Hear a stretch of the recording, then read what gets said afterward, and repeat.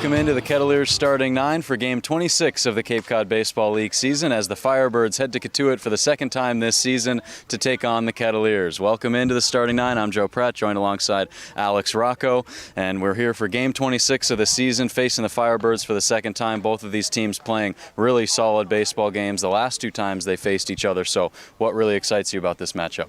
And Joe, you mentioned the last two times that they played each other, but both of those games decided by just a run. The first matchup came all the way back in Game 2 of the season.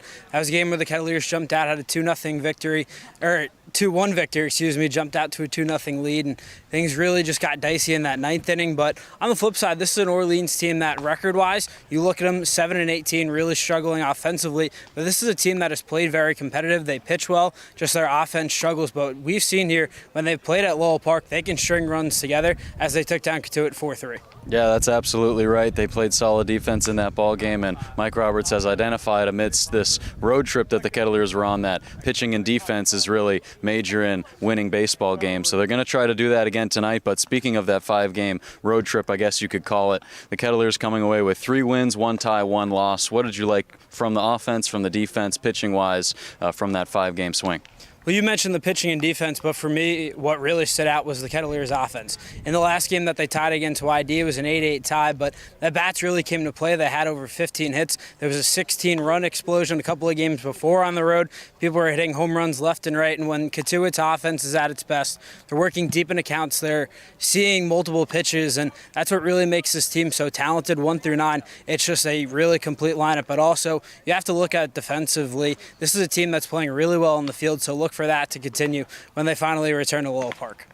Yeah, that's right. And Gabe Nard getting his first start for the Kettleers this season. Already appeared in plenty of games out of the bullpen for Cotuit, but what can we expect from him?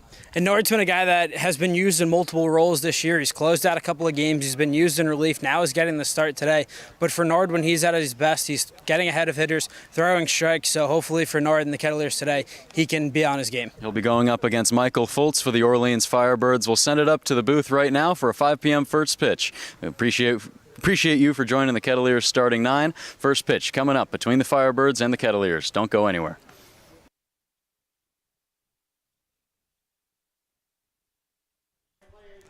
Round 3 between the Orleans Firebirds and the Cotuit Kettleers is just moments away here from Lowell Park. I'm Alex Rocco, joined alongside by my broadcast partner, Joe Pratt. And Joe, it feels so good to finally be back home at Lowell Park. The Kettleers going on the road, playing their last 5 consecutive games on the road, but it was a successful road stand for Cotuit. Yeah, it was, going 3-1-1 away from the ballpark, and Mike Roberts said it on Tuesday night after losing the game against Brewster a week ago, saying to be a good team, you have to win on the road. Cotuit winning 3 of those 5 road games, only losing 1 of them, so definitely a job well done and a mission accomplished in that little road trip, I guess you could call it, in the CCBL. But it's great to be back here in the first of 3 home games in a row at Lowell Park.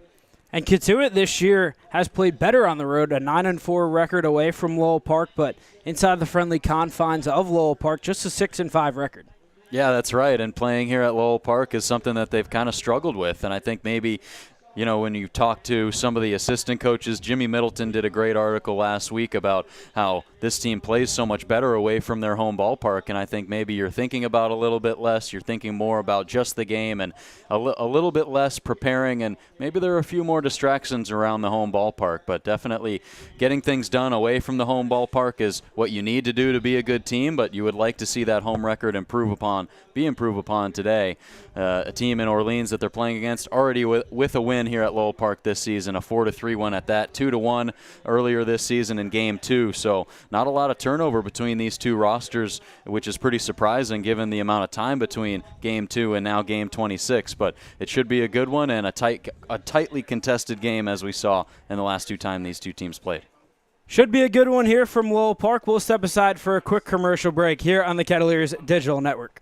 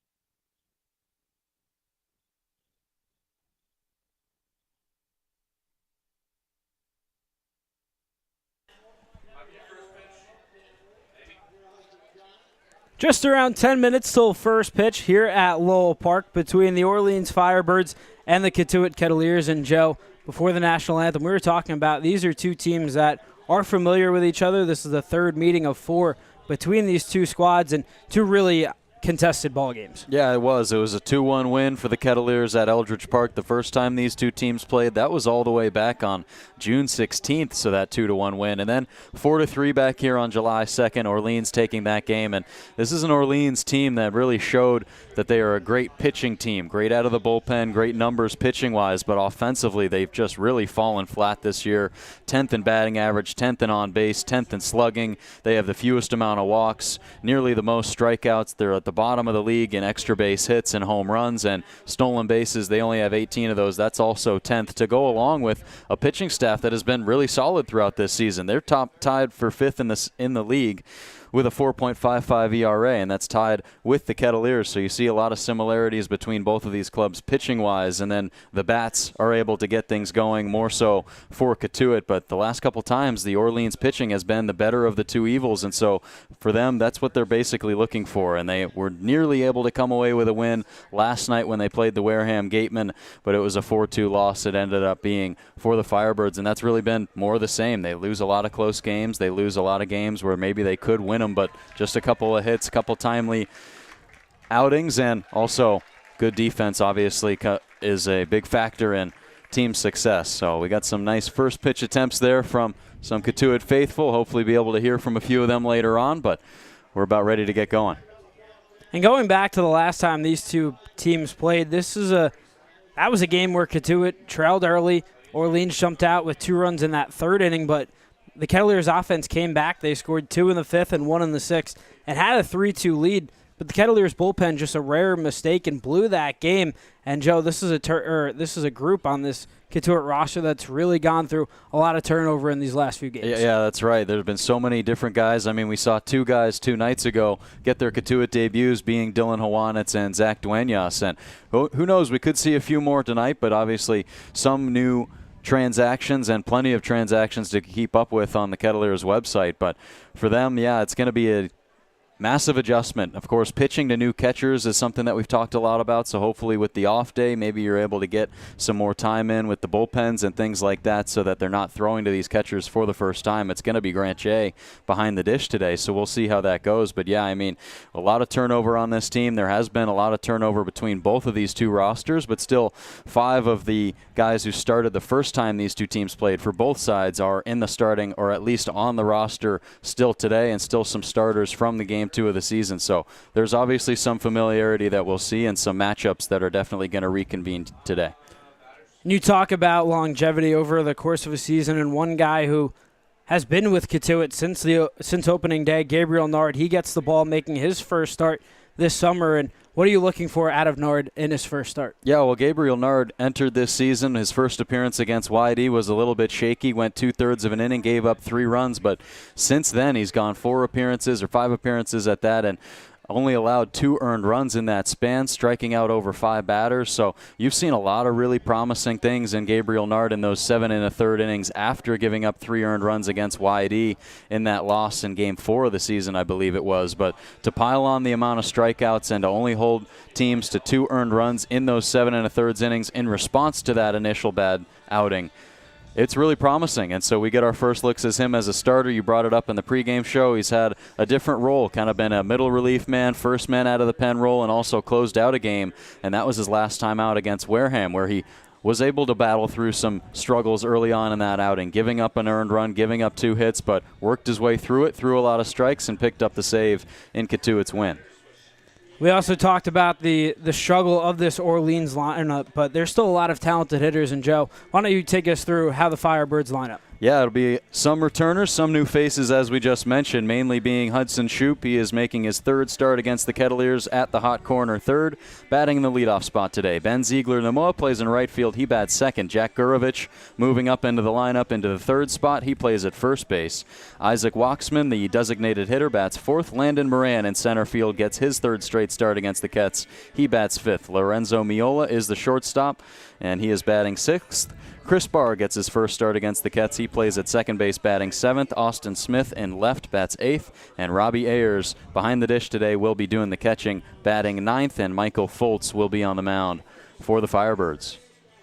And as the Kettleers are taking their warm-ups on the field, Joe, who are two players one on either side that you're looking out for today? Well, I think you definitely need to be paying attention to the guys in the top and the middle of this lineup for the Firebirds. Hudson Shoup, Landon Moran. Cotuit has done a good job of keeping the Firebirds' bats relatively silent in the first 2 games of this series, but those 2 guys with hits, with RBIs against this team, a couple walks, they work the count. They've been on this roster for a long time this summer and are well equipped to be playing Cape League baseball, so it definitely should be important to get those guys out. Also, Jack Gurovich, who made a difference the last time these 2 teams played with a clutch RBI single late in that ball game.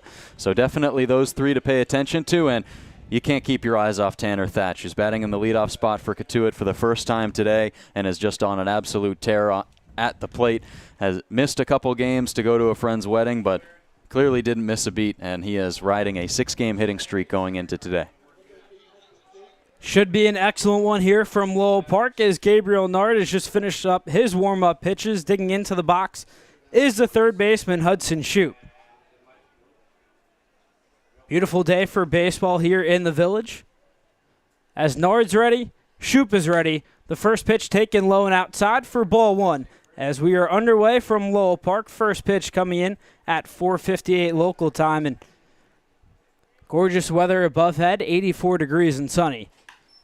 As the 1-0 pitch, fouled hard down the third baseline to even up the count at 1-1. Hudson Shoup so far this summer, playing in his 23rd game, hitting .319 with 4 RBIs. He's really been on a tear in his last 12 games, 15 of 40. Raised his batting average from .250 to .319. As the 1-1 pitch, fouled straight back into the fence behind home plate as Nard pulls ahead, 1-2 in the count. Taking a look at how the Kettleers line up defensively from left to right in the outfield. Brandon Compton, Max Ballou, and Nathan Hall. From third to first in the infield, Nolan Araki, Timo Becerra, Jaron Advincula, and Tanner Thatch. And behind the plate is Grant J. As Shoup takes the 1-2 low and outside. Gabriel Nard, of course, doing the pitching today. But similar infield again for Cotuit. Timo Becerra coming in and playing shortstop for Tyler Cerny. As the 2-2 pitch to Shoup taken outside as he works the count full to begin the game. Really love Gabriel Nard's delivery to the plate, not trying to do too much, nothing too explosive, very fluid, and pretty much lets his right arm do all the work and flinging it down towards home plate. But a good count worked here by Hudson Shoup to start off this ball game. It's really exactly what you want if you're head coach Kelly Nicholson. This is an Orleans team that has struggled mightily at the dish, but anytime you can work deep in accounts, especially to begin the ball game, as the payoff pitch to Shoup, that one runs too far inside as Hudson Shoup draws a full count walk to begin the game. And speaking of Gabriel Nard's first time out for the Kettleers back on June 18th against YD, that was actually the last time he walked a man this season. Just a couple walks issued so far for Gabriel Nard, and the first one here today, but that's his first one since June 18th. And he's pitched over 7 innings since then. Pickoff move, diving in safely is Shoup. Nard, like we've talked about, been a guy that's used in a lot of different roles, but has had success following his first outing against YD, but gives up a leadoff free pass, is now digging in as the right fielder Ben Ziegler. Another pickoff move. Shoup dives back in safely. Shoup with 1 stolen base so far this summer. Did swipe 3 bags this past season at Gonzaga. But the first pitch to Ziegler looked at for strike number 1. Ziegler, another one of these guys that's been catching fire in this Orleans lineup. Started out the first 10 games just 1 for 16. Hitting at an .063 clip, but over the last 8, 10 for 26. 2 home runs, 6 RBIs. As the 0-1 pitch drills Ziegler there. He in some pain off of that front knee. So Ziegler will make the trek down to first base, and not the ideal start for Gabriel Nard. Walks the first batter and then hits to the second. Yeah, and Mike Roberts will walk out to the mound, try to settle him down, bring the entire infield in, and just take a second here. Of course, it is the first start of the season for Gabriel Nard, and was a guy who was primarily a bullpen man in Duke this past season, making 30 appearances with a 2.60 ERA, but still a small sample size as a starter, and Mike Roberts trying to fit him into a couple different roles up here this summer. But clearly running into some trouble early on here. You have to understand that it's just the first inning. You got to focus on getting that first out, but for Ben Ziegler, you never want to take a hit by pitch right there off the front knee. Of course, you can hit a lot of different areas that makes it feel like maybe it hurts or maybe it hit something, and it actually isn't as bad as you think it is, and sometimes it doesn't feel that bad and can be a lot worse than you think it is. I mean, that's just the way it goes with knee injuries and getting hit in the knees, but he's walking it out up the first base line, talking things over with the trainer and the first base coach. The umpiring crew will also take an extra second for him. But the Kettleers still using a mound visit there despite the injury delay. And it looks like he's going to be okay, so that's really good to see. Now that brings up the first baseman, Jack Gurovich. 9 pitches so far for Gabriel Nard. 4 strikes, 5 balls, as the 10th pitch taken outside for ball 1.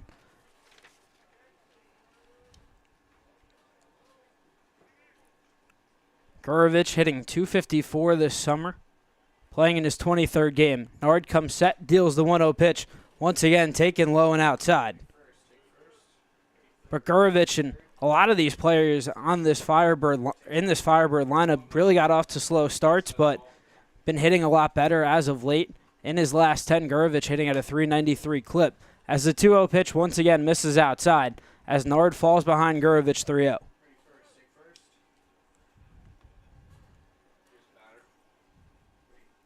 Nard in danger of loading the bases, still with no out here in the first inning, as the 3-0 pitch taken for ball 4, as Nard issues his second walk and the bases are loaded here in the top of the first.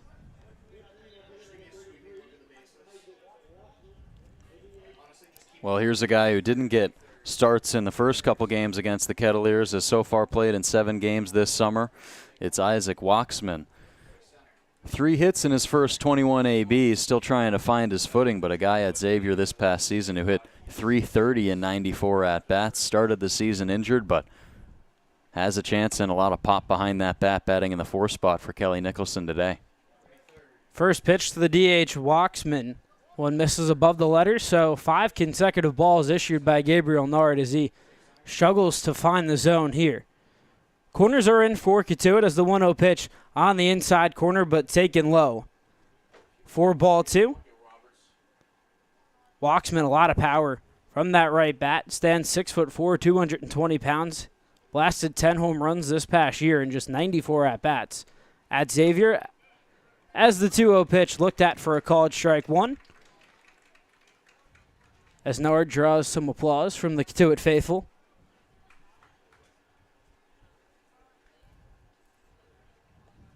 The 2-1 pitch. Big cut on and missed as Nard evens the count up at 2-2 here.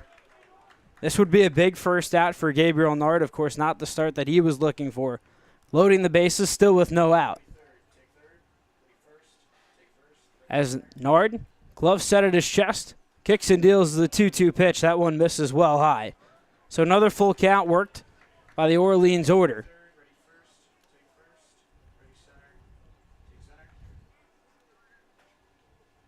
Waxman 5 RBIs through 7 games so far as the payoff pitch, swing and a miss. Big first strikeout of the day for Gabriel Nard as Isaac Waxman goes down on strikes for the first out. Well, that's huge right there, and that's more of what we've really been seeing from Gabriel Nard in his last 4 appearances, pounding the low part of the zone, trying to dot the fastball high, but it wasn't working at the start, so he goes more to the off-speed pitches, low, and outside, and that's a massive strikeout there to get a power hitter in the heart of this Orleans lineup. Nard pours in a first pitch strike against Landon Moran. Moran getting the start in center field today, playing in his 19th game. As the 0-1 pitch once again misses outside, the count is evened up at 1-1. Moran this summer has been a mainstay in the Orleans lineup.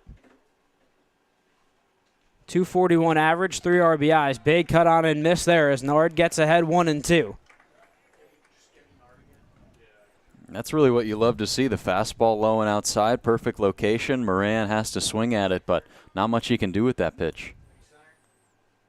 Nard takes a deep breath, kicks and deals the 1-2 pitch, taken high and outside. The count is evened up at 2-2. The corners still remain in for the Kettleers. Jaron Advincula, second baseman, shaded up the middle. Timo Becerra playing right at shortstop. The 2-2 pitch taken for ball 3. So back-to-back full counts worked by the 4 and 5 hitters in the Firebird order.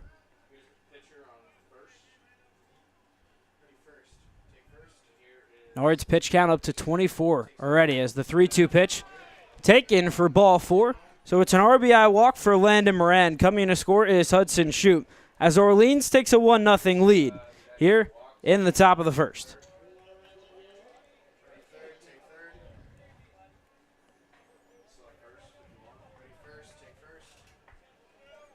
So now that brings up the shortstop, Lorenzo Miola. As Ben Ziegler leads off third, Jack Gurevich off second. Landon Moran off first, and a first pitch strike is looked at by Lorenzo Miola. Just the 5th run scored in the first inning this season for Orleans. Nard's 0-1 pitch. Flared into straightaway right field. Camping underneath it is Nathan Hall. He gets a head start. Coming and tagging from third is Ziegler. The throw, not in time. As it was a great throw from Nathan Hall, just popped in and out of the glove of Grant Jay. So Lorenzo Miola picks up the second run of the day for Orleans on the sacrifice fly. Coming in to score is Ben Ziegler. Yeah, well, that's one from Grant Jay where he's just got to see it all the way into the glove and then try to swipe across the bag to get Ben Ziegler, who was trying to score from third. Didn't have the best jump off of third base, so that was a golden opportunity to pick up the second and third outs of this inning to bring some momentum maybe into the bottom of the first after allowing the first runs of this ball game. But Orleans with another chance with runners on the corners. Now it's the second baseman, Chris Barr, who looks at a first pitch ball. Barr is yet to play so far this summer, but hit .341 this past season at Army. He made 44 starts in the middle infield at both second and short. As he looks at the 1-0 pitch, that's called strike one to even the count about 1-1. Led Army with a .341 batting average. Also had a lot of clutch hits over his 2 years at Army as he pops this one into short left field. Camping underneath it is Timo Becerra as he gloves it for the third and final out here in the top of the first. But not before Orleans puts up 2 runs on an RBI walk by Landon Moran and a sacrifice fly by Lorenzo Miola. We head to the bottom of the first with Orleans leading Cotuit 2-0 here on the Kettleers Digital Network.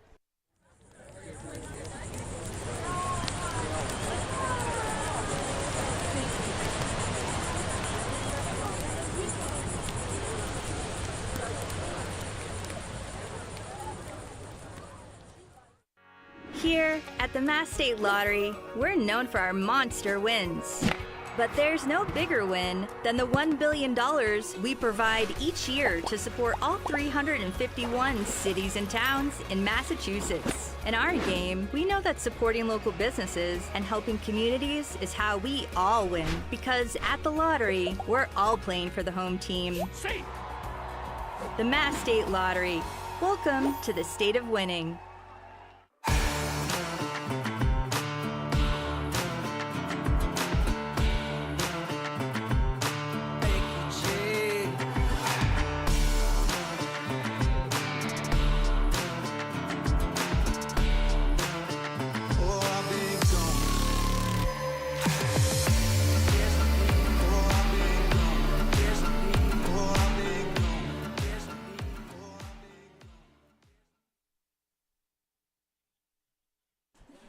The Firebirds getting off to a hot start here at Lowell Park as they put up 2 in the top of the first as they strand 2 runners on base, all on no hits. But now they turn the ball over to their starter, Michael Foltz, who squares off against this Kettleer lineup, Joe.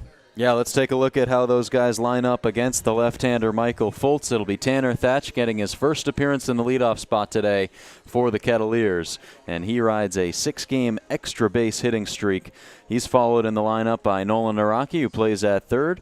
Easton Winfield gets his third start of the summer and bats third. Nathan Hall in right field bats cleanup. Brandon Compton in left bats fifth. Timo Becerra at shortstop bats sixth. Max Ballou in straightaway center out of Texas. He gets another start in the 7th spot. Grant J behind the dish doing the catching and batting 8th. And Jaron Advincula back to the place that we've seen him the most, batting 9th in the order. But the hottest hitter in this lineup will follow up or be the man to bat before Tanner Thatch. So bookending the lineup with these two leadoff men. But today starting with Thatch for the first time. So lefty-lefty matchup to begin. Fultz's first pitch runs too far inside for ball 1. This is the second appearance for Fultz so far this summer against Cotuit. The first one came all the way back in Game 2 of the season. There's a big cut on and miss there by Thatch. The count evened up at 1-1. Thatch now grabs a new bat, but floats this year. 3 innings against Cotuit, 1 hit, no runs, walked a batter, and struck out 2. And overall, Joe, he's had a lot of success for this Orleans staff. 0-1 record, but a 2.05 ERA. This being his 6th appearance and 5th start. Yeah, and Fultz, a guy who enters into this ball game with a great start to the season, but has really just continued that. It seems like nobody has been able to figure him out. 1-1 pitch, waved out and missed on a pitch that was well low and outside. So he gets Thatch out in front as the count goes to 1-2.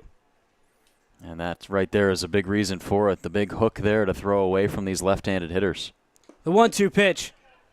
Foul tipped into the glove of the catcher, Robbie Ayers, as Tanner Thatch goes down on strikes to begin the bottom of the first. Take a look at how Orleans lines up in the field. Austin Smith gets the start in left. Lana Moran in center, Ben Ziegler in right. From third to first, Hudson Shoup, Lorenzo Miola, Chris Barr, and Jack Gurovich. And catching is Robbie Ayers. His swing away at the first pitch is Nolan Araki. Skies this one in the right center field gap, but making the running grab is Landon Moran. So quickly, 2 are gone here in the bottom of the first. Yeah, well, for Michael Fultz, if you can get through that part of the lineup pretty easily, just the way he did a second ago, well, it should be a good day for him, because Tanner Thatch, a guy who's been tearing the cover off the ball before he left, was batting above a .564 clip in his last 4 games played and has 2 hits in his last 2 starts as well. Nolan Naraki also swinging a hot bat, up to second on this roster in batting average. Swing away at the first pitch is Easton Winfield, who grounds it to the third baseman, Hudson Shoup, as Winfield is retired for the third out here in the bottom of the first. So Orleans in full control through 1. They score 2 in the top half of the inning, and Michael Fultz works a 1-2-3 bottom of the first as we head to the top of the second with Orleans leading Cotuit 2-0 here on the Kettleers Digital Network. Bortolotti Construction is your go-to provider for all excavation, drainage, and waterworks services. On top of that, they offer landscape filling materials such as sand, native stone, gravel, shells, and more. Serving Cape Cod and the islands for 30 years, Bortolotti Construction is committed to serving its community. Visit at 45 Industry Road in Marston's Mills or call 508-771-9399. Coastal Rentals is the place to go for professional landscape and construction equipment. Whether you need tools and equipment for commercial use or for your own projects, Coastal Rentals has what you need. Purchasing gear is also available. Check out Coastal Rentals today. Cotuit Library. Since its founding in 1874, the Cotuit Library has served its community with an expansive collection that continues to grow. Their staff is dedicated to serving all ages, offering youth events weekly. The library has dozens of events scheduled throughout the summer, so be sure to head to the website at cotuitlibrary.org to see what's coming up next. The library is located right off Main Street. The Cotuit Library, a proud sponsor of the Kettleers. Through 1 here at Lowell Park as the Firebirds lead the Kettleers 2-0 here in the top of the second. I'm Alex Rocco, joined alongside by Joe Pratt and Adele Huffman. As in that top of the first against Gabriel Nord, Orleans sent up 7 hitters, so now it's the 8, 9, and 1 batters set to battle against Gabriel Nord. Orleans 2 runs on no hits Walks really coming back to hurt Nard, who issued 3 free passes, also hit a batter.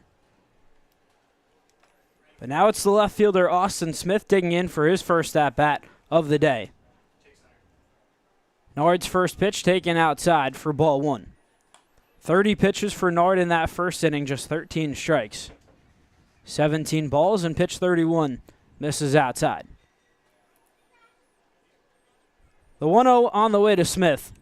Looked at for a called strike, one that evens the count at 1-1. Smith, so far this summer, he's playing in his 14th game, hitting just .208. Does have a home run and 2 RBIs as he swings away at the 1-1 pitch, fouls it straight back. So Nard pulls ahead 1-2. And Joe, after laboring in that first inning, how big would a shutdown second inning be for Gabriel Nard? It would be huge, especially since how quickly the Kettleers were worked in the bottom half of that inning. Fultz 3 up, 3 down. 2 of those outs came on just 1 pitch, so it's almost like Nard had no rest at all. So coming out here in this second inning, you want to be starting off pitchers with a lot of strikes. You don't want to be falling behind in the count, especially with the bases empty. If you can get that first out here, that'd be massive. The 2-2 pitch taken beneath the knees for ball 3, so the count runs full. Nard and Grant J thought that might have been strike 3, but said it missed just beneath the knees. So the count runs full here. The payoff pitch popped high into short right field. Running in is Nathan Hall, who settles underneath it and grabs it for the first out. And that's exactly what you needed there. Up and inside, jam Austin Smith, one that could have possibly been ball 4 if Smith had let it go, but still, that's just got to credit the competitive pitch thrown by Gabriel Nard, and that's really what you need to do. Last inning, maybe you did see him get ahead in the count a few times, but would throw 2 or 3 non-competitive pitches after that trying to get swing and misses. It's not always about that. Sometimes it's just about trusting your defense. Now it's the 9-man in the Orleans order, Robbie Ayers, as the 0-1 pitch low in the dirt. Really nice backhand there by Grant J. The count is even up at 1-1. Ayers playing in just his 3rd game on the Cape. 1 for 3 so far, does have a run. Has walked twice, so doing a good job early. Getting on base is the 1-1 pitch. Fouled down the first base line, excuse me.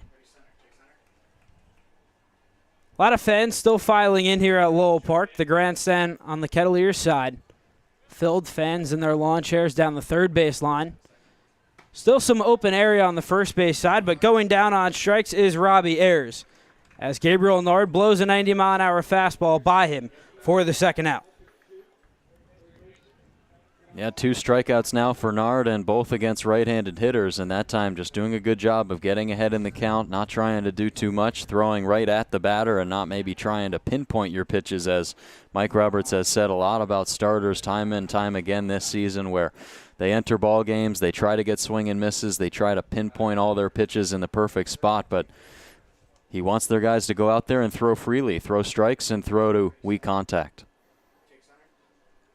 Hudson Shoup digging in for his second at-bat. Hits this one hard on the ground to short. Becerra fields cleanly his throw in time to nab Shoup at first. So a bounce-back second inning for Gabriel Nard as Orleans goes 1-2-3 as we head to the bottom half of the inning, with the Firebirds still leading the Kettleers 2-0 here on the Kettleers Digital Network. Cape Cod Coffee is a proud sponsor of the Cotuit Kettleers. They offer breakfast and lunch, as well as indoor and outdoor dining. Check out Cape Cod Coffee at one of their 3 locations, on Route 130, at Mashpee Commons, and at Wareham Commons, or on their website at capecodcoffee.com. When the unexpected happens, make sure you and your assets are insured appropriately. The agents at Leonard Insurance Agency can tailor coverage to meet your needs.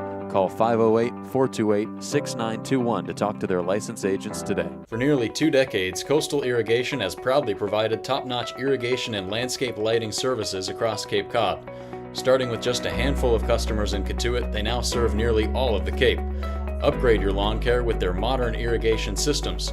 No more dragging around hoses or worrying about watering while you're away.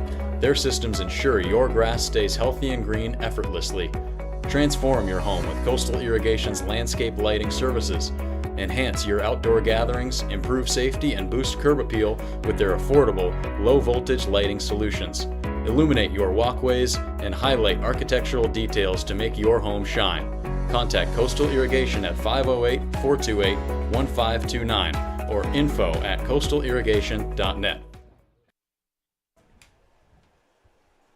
Michael Foltz back out to the mound for his second inning of work.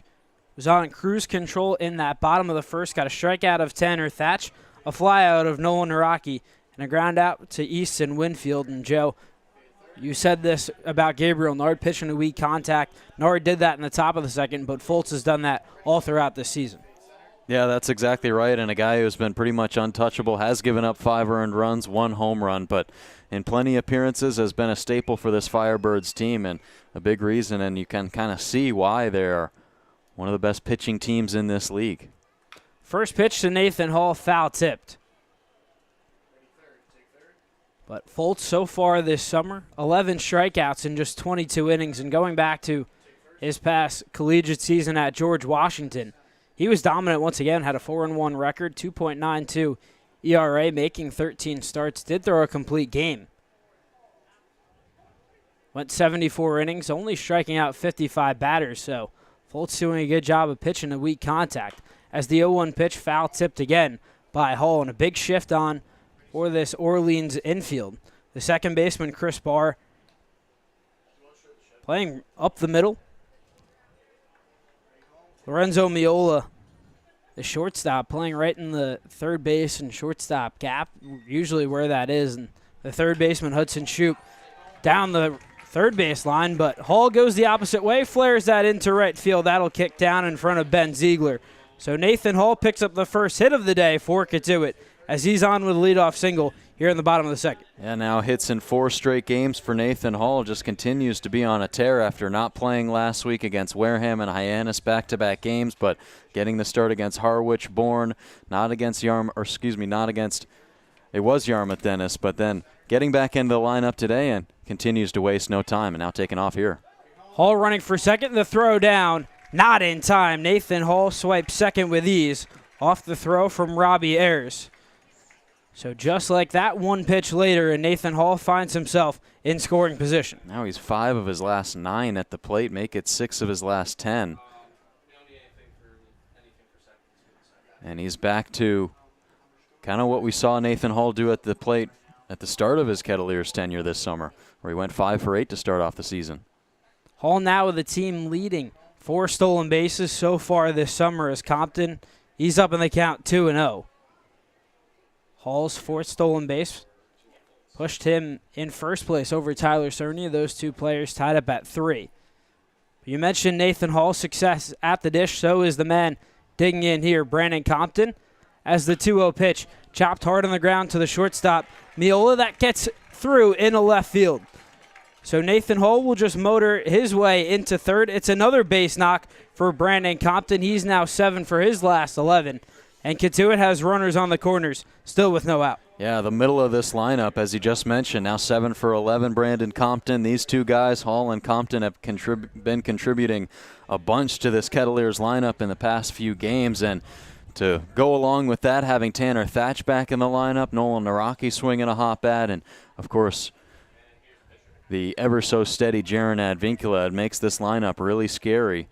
And this is a part of the lineup that you definitely don't want to have to face for Michael Foltz, especially with no outs in the inning. Digging in is the shortstop, Timo Becerra. Huge hole on the right side of the infield as the first pitch lined hard foul down the right field line. Becerra, another guy who's been swinging a hot bat as of late. 5 for 10 in his last 3 starts, hitting .226 overall. Today being his 14th game played. As Foltz comes set, takes a look at the 2 runners, now kicks and deals the 0-1 pitch. Gets away from Ayers. Coming in from third is Nathan Hall as Cotuit cuts the deficit just to 1 after the wild pitch from Michael Foltz as Nathan Hall comes in and scores. Well, that's kind of been the way that Orleans has given up a lot of their runs this season. A lot of mistakes on the infield, not great fielding, and another mistake right there thrown by their pitching staff. This pitching staff is the strongest part of their team, but when you make mistakes like that to cut the lead in half, clearly doesn't help your club. And Orleans with actually the fewest amount of wild pitches on the season, so it's just an uncharacteristic mistake for the Firebirds right there. The next offering looked at for strike two. So the count is 1-2 to Becerra. Also moving up to second on the play is Brandon Compton, eliminating the threat of a double play. Foltz peers in. Deals the 1-2 pitch low in the dirt. Becerra golfs at it, hits this one into center field. Going into a dive is Landon Moran. He makes the play. Heading back to second is Brandon Compton. But Moran, tracking it the entire way, went into a dive late and comes away with the first out. Yeah, nice job there by Brandon Compton to wait back at second. Doesn't want to go too far off the bag if the center fielder Moran was able to come down with that ball, and he was. Just a great job for him to hold on to it still after making contact with the ground. And some wind blowing out towards left center field. That'll definitely be playing a factor as the overcast clouds have blown in. Skies have darkened here at Lowell Park. Max Ballou puts down a bunt, now pulls back, but it's a called first strike. Of course, that's never promising, and we're getting to the point of the season where the teams who play at ballparks with no lights need to start thinking about moving these games up to 4:30, as we were at YD the other night. That game cut short. The 0-1 pitch waved on and missed there by Ballou, but good point that you mentioned, Joe. That game against YD, 8-8, tied after just 6 innings of play, and that was a really fun game. Back and forth affair, a lot of home runs from both of the two squads. Yeah, just 1 inning in that game, or 1/2 inning where a run wasn't scored.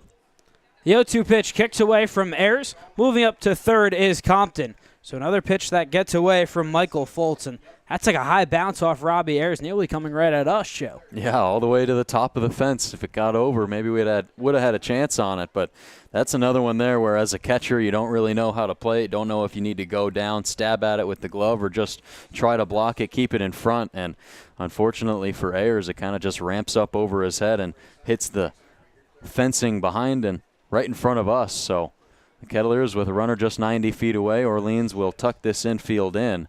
Scoreboard says, no, it does say there is 1 out, but a 2-strike count here to Ballou. 1-2 to Ballou. Chopped foul. Ballou didn't play against YD. Devin Taylor got the start at DH, but Taylor sits today as Ballou comes back into the lineup. Also sitting today is the catcher, Matt Klein. Klein's been on a tear as of late, hitting .350 so far this summer. As the 1-2 pitch, Ballou stays alive. Hits that one back into the parking lot as a couple of young fans chase after that foul ball.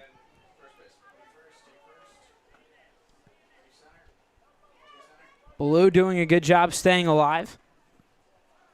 The 6th pitch of this at-bat upcoming. Foltz kicks and deals the 1-2 pitch. Ballou, another foul ball right at Will Thompson over there down the first base line. Thompson with a smile on his face as that ball just whizzed right by him. He's got his hands full. He can't make a play. Could try to barehand it. Usually Will Thompson's so sure-handed at over there at first. He usually makes those plays. The 1-2 pitch got him swinging. Ballou chases a breaking ball that was well low and outside as he goes down on strikes for the second out as Michael Foltz picks up his 2nd K of the day.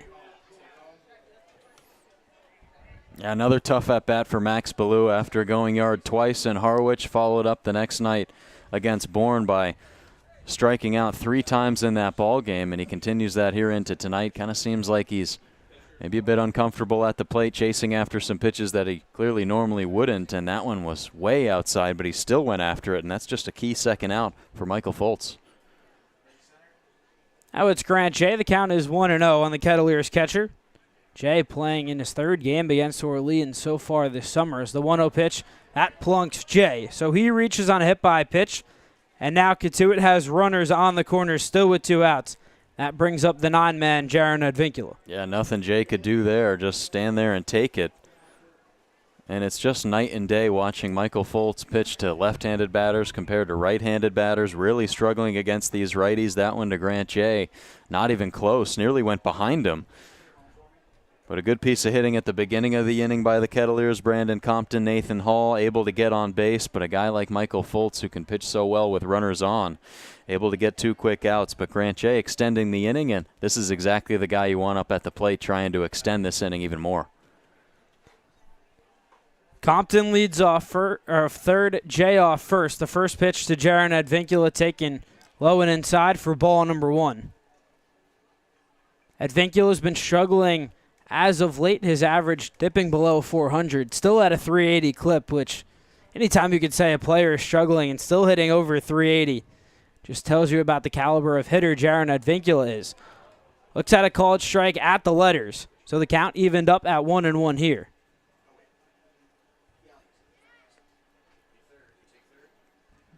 Advincula hitless in 3 of his last 4. At one game that he did have hits, he was 3 for 4 against Bourne, also with an RBI, scored a run. Has an opportunity to tie up this ball game at 2. As the 1-1 pitch taken low and outside, Advincula now up in the count 2-1 here. Got off to a torrid start in the month of June. 17 of 38, hitting .447 in 12 games so far through July.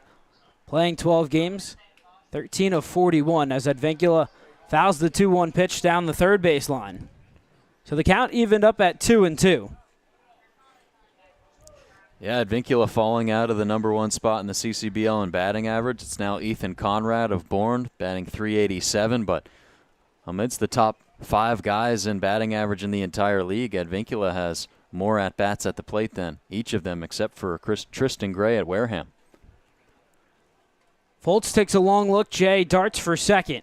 As Compton now wandering toward home. Jay's on a rundown. Now Compton will dart for home. The throw is in time. They got him. Jack Gurovich's throw in plenty of time. Nabs Brandon Compton, who was trying to bring across Cotuit's second run of the ballgame. But they do bring home 1 and make it just a 2-1 ballgame. And before we head to a break here on the Kettleers Digital Network, we'll bring on the third member of our team, Adele Huffman, who has more. First off, happy birthday, Alex. I'm standing here with Dr. Adam Naylor, a sports psychology consultant. Mr. Naylor, walk us through how you take an amateur ball player into the pros. Gosh, thank you first. I think that's a great question. I think some of it's simpler than we all think. I think a lot of it is helping people appreciate and accept a challenge. If they're a little bit uncomfortable at first, they're actually in the right spot. Sometimes we run away from our discomfort. Early pro, if they're uncomfortable, it means they found the right challenge. And then the second piece is giving it a fair test of time. It's easy in this game to panic after each at bat, each swing. You got to give it a fair test of time until you start judging yourself. And do you have a piece of advice that you would tell to a college student looking to take their career further? Yeah, absolutely. I think the easiest thing is any elite professional I've worked with over the years, they are a big geek about their sport. They're ruthlessly curious, they're geeky, and while they care about the outcome, they're always trying to refine their tools. That's how you have a long career, is loving your game and being curious about it. Well, thank you so much for being here on our Mentor Day. I know all of our interns appreciate it. Oh, it's been great. I appreciate you always inviting me out. Awesome. Back to you, Joe and Alex. Thanks so much, Adele. Excellent work, and always good to hear about what goes through the minds of athletes as they're navigating, going through the collegiate world, of course, trying to make it big into the pros, Joe. Yeah, absolutely. I mean, it's great to have more of these mentor speakers come and talk to us. Dr. Naylor, of course, being from Northeastern, working with plenty of athletes, whether they're college athletes, professional athletes, and just kind of hearing another side of the sports world because, it's been a difficult landscape of college athletics and athletics in general, especially in like today's day and age with NIL, so much transfer portal things and things going on like that, and an age where there's so much information about people out there, it can be really taxing on these players mentally. So to have somebody come and talk to us about, what the other side of sports is like for these baseball players, and Dr. Naylor was able to do that with us in the past couple years, so it's been great to hear from a lot of those mentors, and we'll be able to hear from one more later on in the broadcast as well. That we will, as now it's Ben Ziegler digging in for his second plate appearance today against Gabriel Nard. Was hit by a pitch and later came around to score in the first inning. as the 1-0 pitch taken for a called strike, one that evens the count up at 1-1. What good points that you mentioned, Joe, of this is an ever-changing landscape for college athletes, of course, with NIL and different ways that they can go pro, as Ziegler pops this one up on the infield. Getting underneath it is Nolan Naraki, who makes the grab for the first out.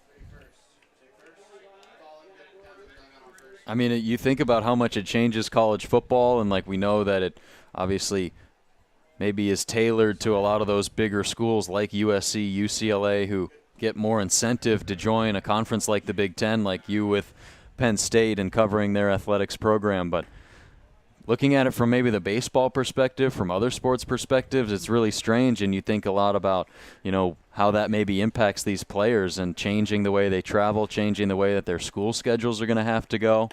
It's really interesting.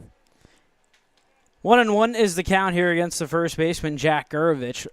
Also, just what happened recently, the MLB draft, talking to guys that maybe you're stressed about what round you're going through, they can help ease that process for you, as the count is now 1-2 after Gurovich waves through the last offering from Gabriel Nard. 23 Kettleers drafted over the last 3 days to 14 different teams, as Gabriel Nard fans another as Jack Gurovich looks at the 1-2 pitch for a called strike 3 as Nard picks up his third strikeout so far today. Yeah, plenty of Cotuit representation in the MLB draft, and that obviously completing yesterday. 12 players going in day 3, 7 in day 2, 4 players highlighting the day 1 list for the Kettleers draft picks. But, hey, shout out the media team for Cotuit covering that. Chris Jones handling all of the graphics. Shane Patagna on the Kettleers website continually updating that. They did a fantastic job. And if you haven't been able to take a look at the Kettleers written work for the draft and on top of the social media page, you definitely have to go take a look at that because it's phenomenal stuff. The 0-1 chopped on the ground to Naraki. Fields cleanly his throw over to first base in time to nab Isaac Waxman for the third out of the inning. So back-to-back 1-2-3 innings for Gabriel Nard as he's settled into a groove here from Lowell Park as we head to the bottom half of the inning with Orleans leading Cotuit 2-1 here on the Kettleers Digital Network. The Cape Cod League All-Star Game is just a few weeks away. Cheer on your favorite Kettleers as they square off with some of the best players on the Cape. This year's game will be played in Falmouth on July 27th. The gates open up at 1:30 p.m. ahead of the 6 o'clock first pitch. All-Star Game tickets can be found at www.capecodleague.com/all-star-game. Or you can find out more information about the tickets at the Kettleers store. The Kettleers baseball clinics are well underway in the summer of 2024, offering boys and girls ages 6 through 17 with the opportunity to learn from some of the most experienced coaches and some of the top college baseball players in the country. With no prior baseball experience necessary, the camps teach kids the fundamentals of baseball, as well as good citizenship, sportsmanship, and character. With just a few weeks of camp left, time is running out. So to sign up, head over to info.collegebaseballcamps.com/CK. Again, that's info.collegebaseballcamps.com/CK. We hope to see you there. Be a part of historic Lowell Park and support the Cotuit Kettleers by purchasing a paver engraved with your personal message to be placed in the new Walk of Champions. For more information, visit the Cotuit Kettleers website.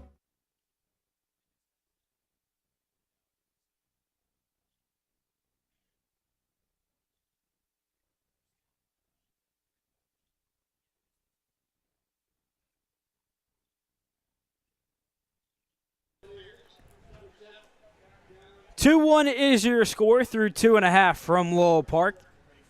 Back up at the dish is Jaron Advincula as Brandon Compton was caught in a rundown, trying to be the second run to tie up this ball game at 2. Grant J was also in a pickle, but an excellent throw by Jack Gurovich nailed Brandon Compton. So the first pitch to Advincula runs too far inside, nearly gets hit by a pitch. So the count is 1-0. Back again against Michael Fultz. Fultz out for his third inning of work. Breezed through that bottom of the first, but ran into some trouble in the second, giving up 2 hits as Advincula, a long foul ball down the third base line, evens the count up at 1-1. Nathan Hall, Brandon Compton back-to-back hits to begin last inning. Those just the only 2 hits so far today. As the 1-1 pitch flared down the left field line, that gets foul once again.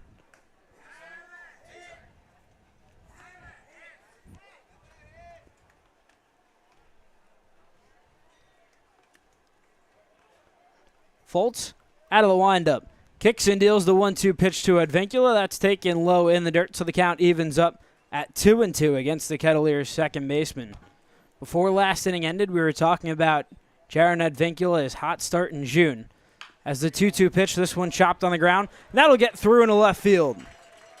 Jaron Advincula was hitless yesterday, picks up his first hit today, as Cotuit once again has another leadoff man on, as we head back to the top of this Kettleer order with Tanner Thatch. Well, it has been more of the same for Jaron Advincula, and I think a pretty interesting call to move the shortstop away from that spot, because that's really the bread and butter for Jaron Advincula, pushing it to the left side of the field, opposite way, mostly down the third base line, and a pull hitter at times, but he sprays it to all parts of the ballpark, and that's a big reason as to why he has now 31 hits on the summer.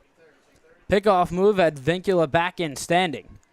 Foltz keeping him honest. Advincula has a lot of speed. Haven't really seen it a lot this summer, just 2 stolen bases on 3 attempts. Well, you see it makes so much of a difference when he's running up the first base line, but yeah, you're right. He doesn't get the green light too often at first in terms of trying to steal bases. Advincula continuing to dance, draws another pickoff move. But, I mean, you see him beat out so many infield hits, is able to just make contact with the ball. I was talking with one of the GM Analytics interns for the Kettleers earlier this season, and Advincula had under 10 swing and misses, actually under 5 swing and misses in the first 20 games of the year, and that's pretty unheard of. And to have a guy like that batting 9th in your order, and he leads off this inning here, it kind of works perfectly with Tanner Thatch now getting looks and the runner on first. 1-0 is the count against Thatch. Before the next offering, another pickoff move, Advincula back in standing. Thatch has been on a tear as of late in his last 6 games, 10 for 22, 3 doubles, 3 home runs, 6 RBIs. Currently on a 6-game extra base hit streak. Usually we're talking about an on-base streak, but yeah. Thatch driving the ball out of the yard, 7 home runs so far this summer. That puts him 3rd on the Cape. He's up in the count 2-0 here. I mean, that one caught me off guard, too. 6 extra base hitting streak is pretty unheard of, too. And his only couple base knocks since returning from his friend's wedding are both extra base hits. Thatch up in the count 3-0 here. But this is something that he did incredibly well before leaving town, working the counts, working a lot of walks. At one point led this team in walks. But, of course, the great eye by Devin Taylor and Brandon Compton, he has fallen out of the lead in that category. But to have a guy in the lineup to be able to do that is huge. The 3-0 pitch, Thatch tried to jack his 8th home run of the season. Misses the 3-0. 2 for his last 8 is Thatch. Those 2 hits, a double and a home run. Also has scored twice. And now he reaches for the first time today as he draws a walk. So the Kettleers get their first 2 hitters on base as Advincula moves up to second, Thatch on first. And now digging in is the 3rd baseman, Nolan Araki. Yeah, just another great at-bat from Tanner Thatch. He goes ahead in the count 3-0, gets a pitch that he might like at 3-0, and takes a big hack at it. No harm done, though, and he's still able to work that walk. So making Michael Folks work really hard in these second 2 innings. It's really kind of been the exact opposite for these 2 starters, Alex, with Foltz working through the first inning, 3 up, 3 down. Nard really struggling through that first inning, but 6 up, 6 down since then. Now that brings up Nolan Naraki. With runners on first and second, still no out. Naraki 0 for 1 today, looks at a first pitch that's called strike 1. Naraki flew out to Landon Moran in center. But he's another guy that's really been hot at the top of this Kettleer lineup, hitting .278 through 20 games entering today. But 10 for his last 21 before today's contest as Naraki squares around a bunt that goes behind errors.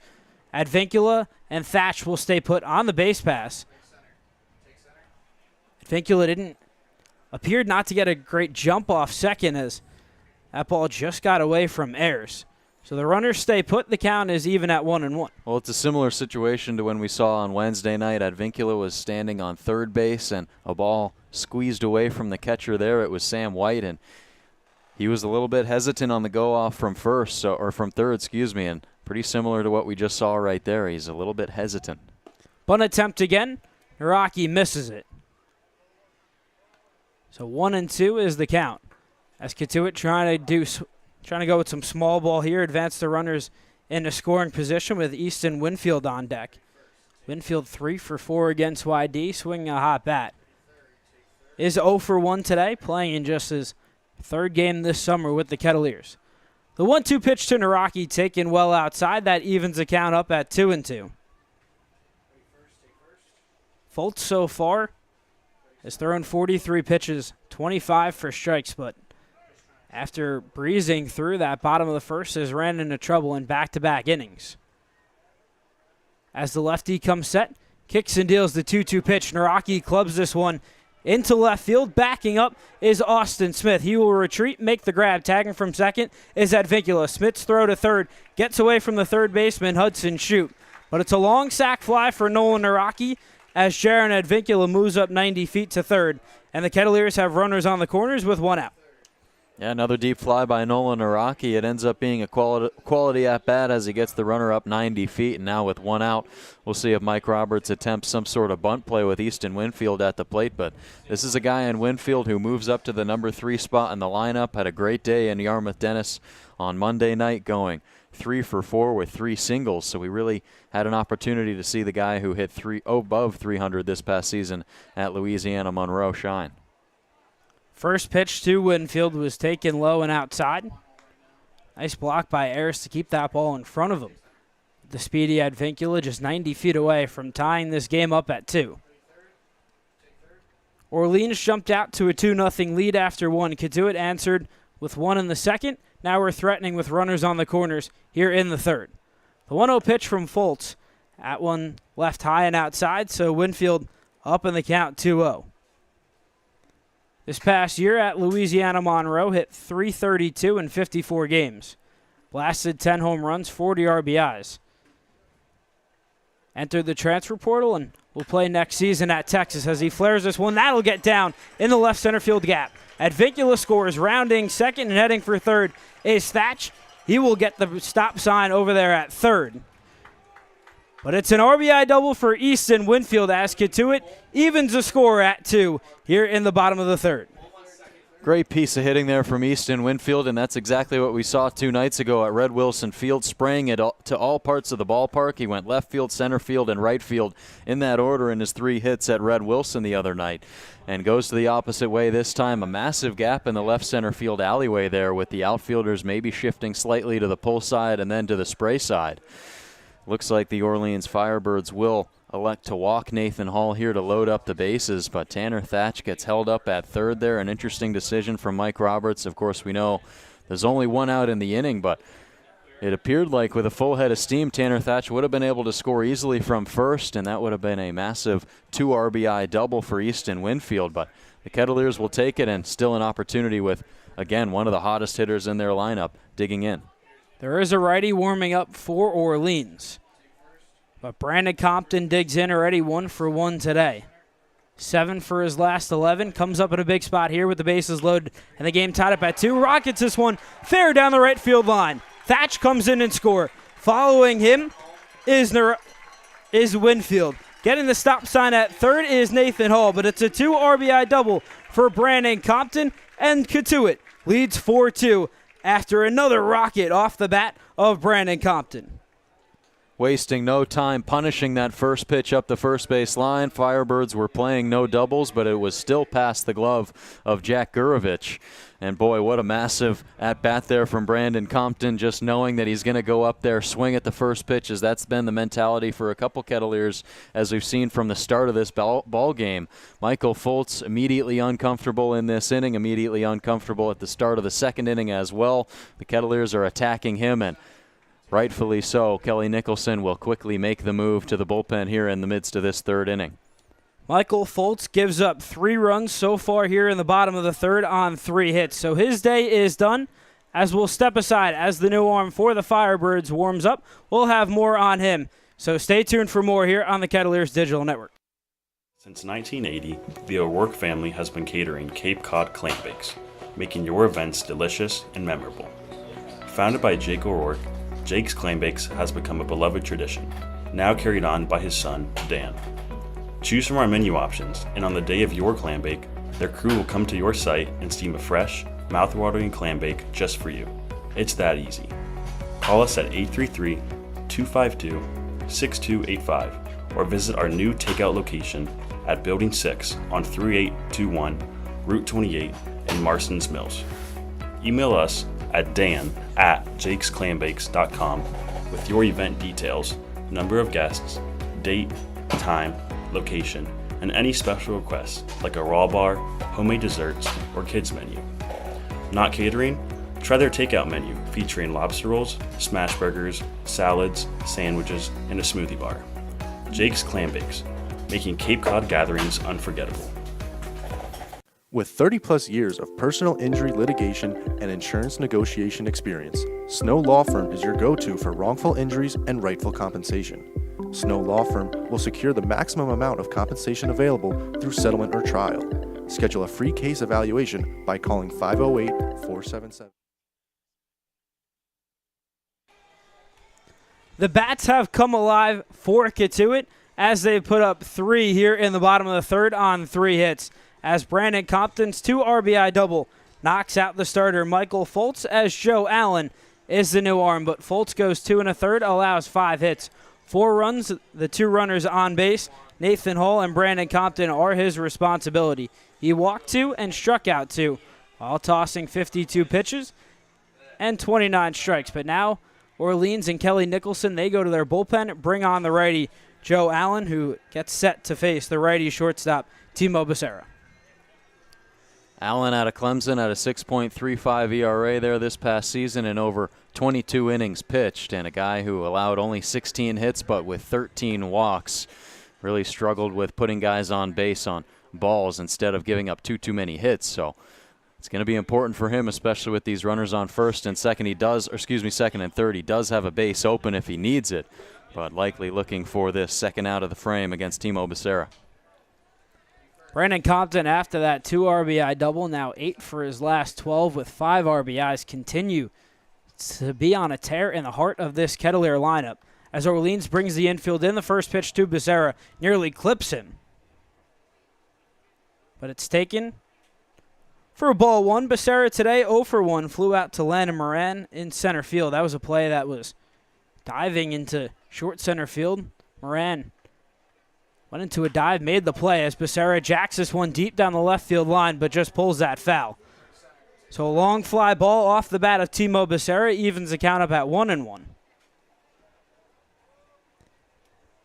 Allen this summer has an 0-1 record, a 6.48 ERA. This his 5th appearance. 8 1/3 innings pitched. Has struck out 7, but has walked 6. The 1-1 pitch to Becerra looked at for strike 2. So Allen gets ahead of Becerra here in a big spot. Runners on second and third, still with just 1 out. The Firebirds with the infield in.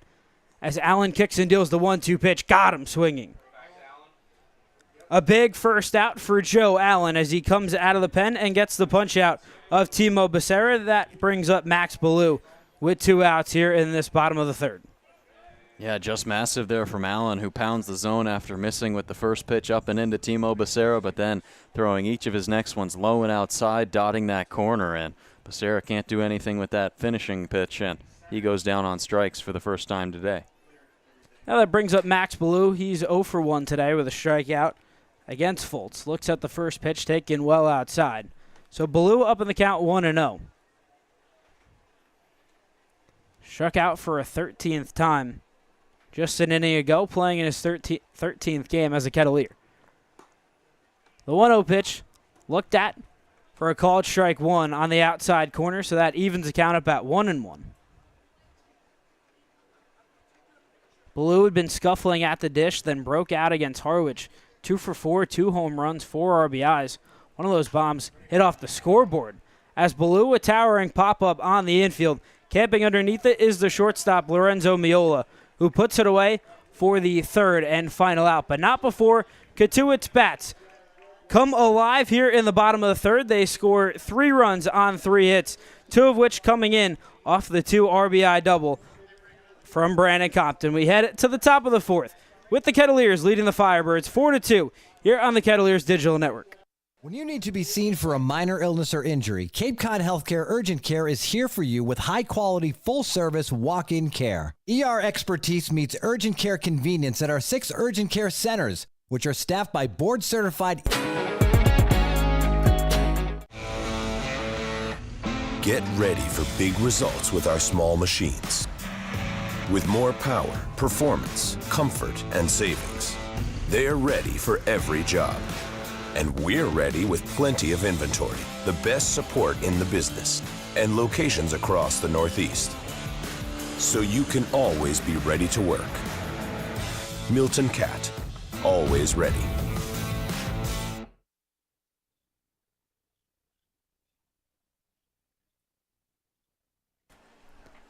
Gabriel Nord returns to the mound for his set to square off against the 5-6-7 hitters.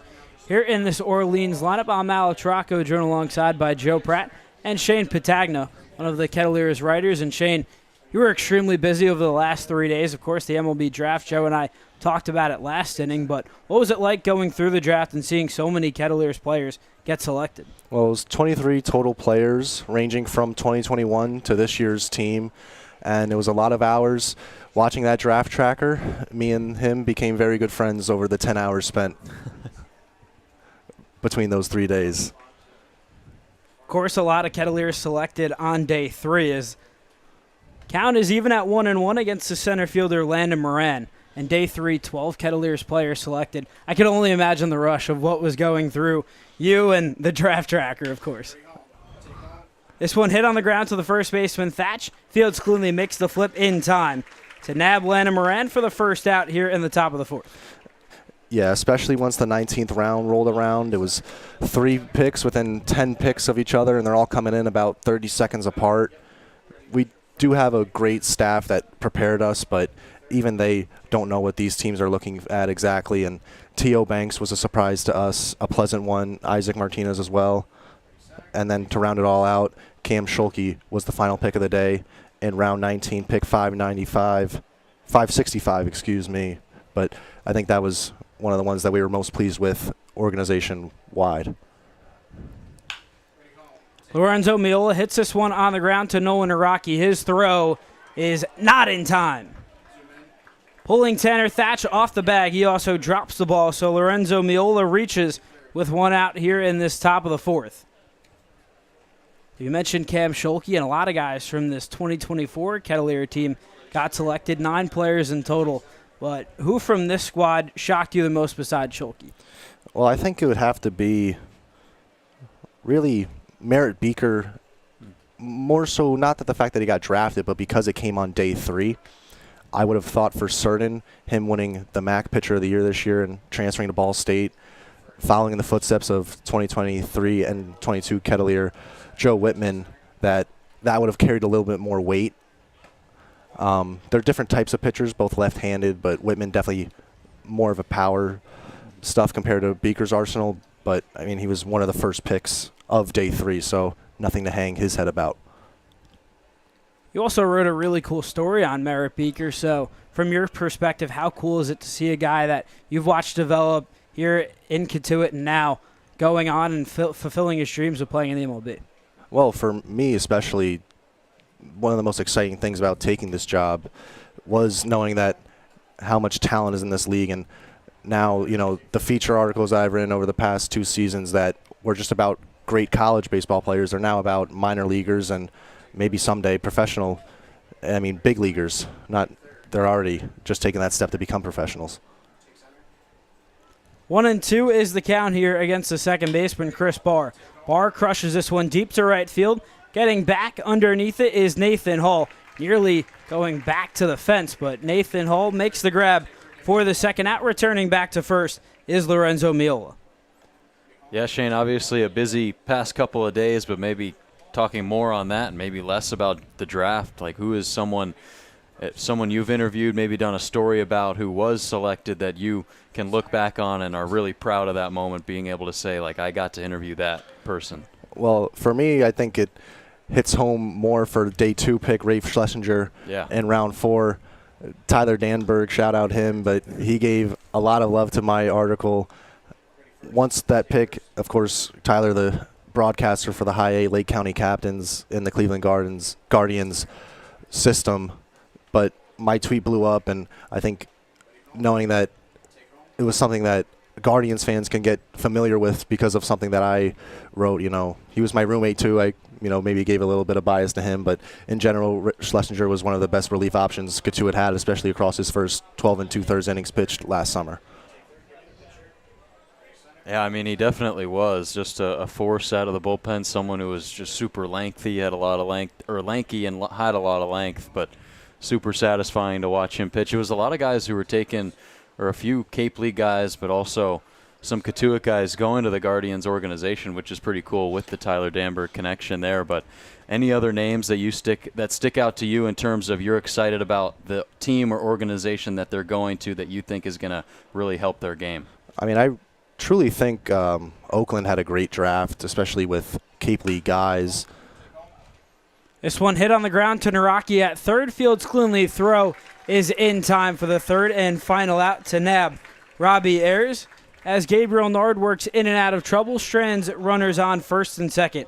As we head to the bottom of the fourth, with Cotuit leading Orleans 4-2 here on the Kettleers Digital Network. Discover a treasure of nearly 70,000 books at the Isaiah Thomas bookstore right here in Cotuit.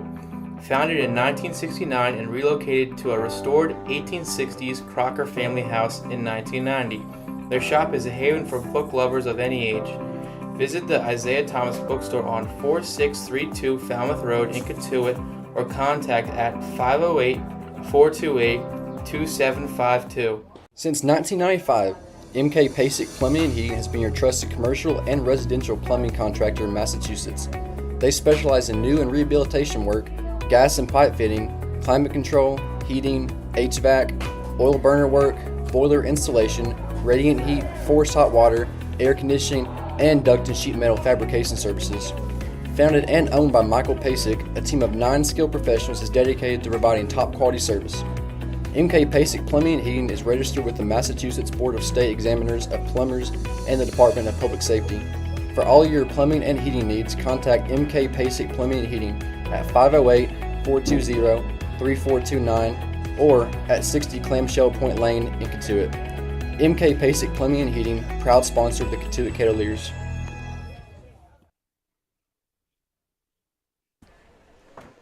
Eight, 9, and 1 due up here in this bottom of the fourth. Cotuit still leading Orleans 4-2 is Shane Patagna sticking with us here all the way through this fourth inning and going back to the MLB draft, seeing a lot of guys from Cotuit, but overall on the Cape being selected, and always just a good feeling seeing all these top guys play here at Lowell Park, playing across the Cape Cod League, and then fulfilling their dreams. Yeah, so as I was saying, in the top half of the fourth, I thought Oakland had one of the more interesting drafts just in terms of names. In the first round, Nick Kurtz picked Tommy White on day one as well, and 3 Kettleers, including Tucker Novotny, Riley Hughey, and Rodney Green Jr., but also for me as well, their first pick of day 2 and of the entire day 2 was 75th overall was Josh Crow-DeGrauer of Rutgers and the Bourne Braves the last 2 seasons, who I actually shared an infield with for a fall season of club ball when I was a freshman in high school. So he's a great kid and was always a great player. You could tell that even from the 9th grade, and it's really neat to see him go on to be a 3rd-round pick and a top 100 pick in the MLB draft. Definitely a cool story, but Shane, you're also a diehard Mets fan. We got to know, what was your analysis of the Mets draft? There were some picks that I was really excited about. Tanner Witt in the 14th round, I think, is a low-risk, extremely high-reward pick when he was in high school, and he honored his commitment to Texas, but there is round 1 talks about him when he was coming out of high school. Injuries have plagued him, but otherwise, he's the most exciting pick, and that came in the 14th round.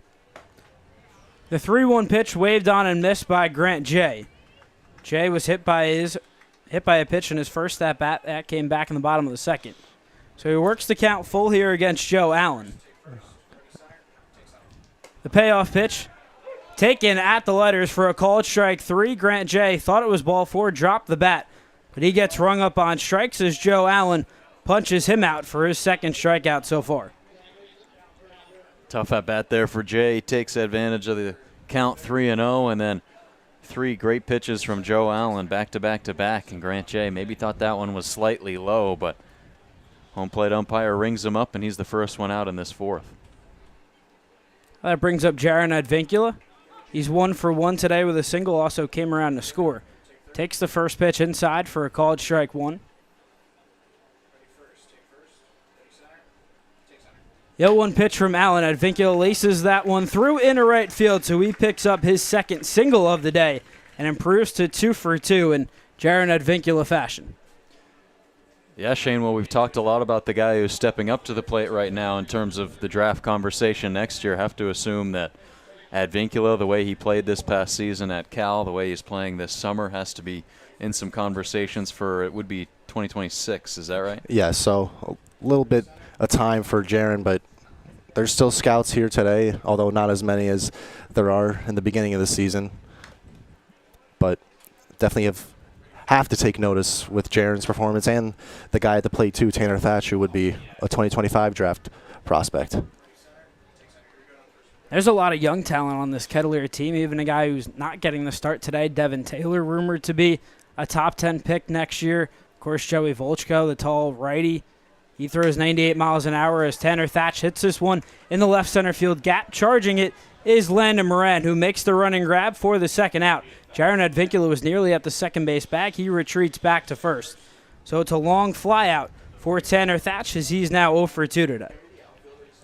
Advincula's been really aggressive on the base paths. I thought his tag up from second to third on a not-so-deep fly ball to left field was one of the more impressive plays of this game and probably goes unnoticed in the box score.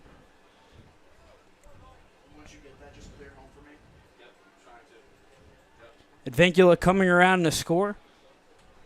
Back in that 3rd inning. The 3-run 3rd inning for Cotuit. Now as it's Nolan Naraki, he's up in the count 1-0. And once again, another offensive explosion, I guess you could call it, for Cotuit. 4 runs through 3 innings on 6 hits. And that's something that we've seen over the last few games. This Kettleer offense starting early.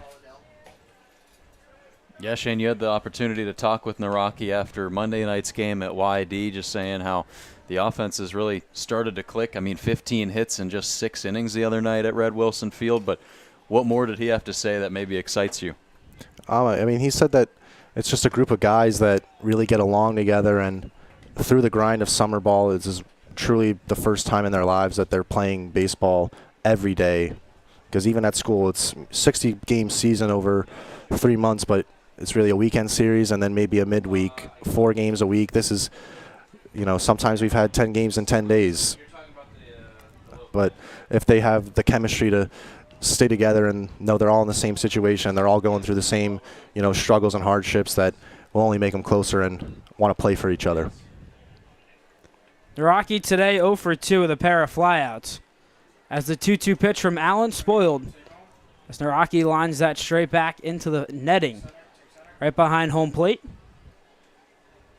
That's a good point that you bring up, Shane, is that these players really aren't used to playing every day and playing 40 games in just around 2 months. So definitely taking care of your body and taking care of your mind, a big factor of that. As Allen gets Naraki down on strikes as he waves on a pitch well outside. So Joe Allen records 2 strikeouts here in the bottom of the 4th as he strands Jaron Advincula on the base pass. Now we head down to field level with Adele Huffman, who's joined by a special guest. Thanks, Joe and Alex. I'm joined alongside Mike Reese, who covers everything there needs to know about the New England Patriots. What's your favorite part of your day-to-day job? So probably that nothing is ever the same. Every day is different. So at ESPN, you could be writing a story on ESPN.com. You could be going on TV to talk about it. You could be going on ESPN radio to talk about it, interviewing players, games. No day is ever the same. And today is Mentor Day here at the park, and we're so happy to have you. Do you have any piece of advice that you would give to our interns working in broadcast photography that are looking to fill your shoes one day? So we had an awesome meeting before today's game, and it's a great group of interns. So I'd start with that. I don't have all the answers, but I think the one piece of advice I would say, just keep getting that experience. One thing we talked about was you can get your bachelor's degree, you can get your master's degree. I like to call it your BT degree, your been there degree. Like doing an in-game interview. Like it's one thing to study it, it's another thing to do it, right? So everyone's doing it, keep doing it, and build those networks and relationships and keep breaking through. Well, I think I can say on behalf of all the interns, we're so thankful to have you here today to help us out. And we'll send it back up to the booth with Joe and Alex.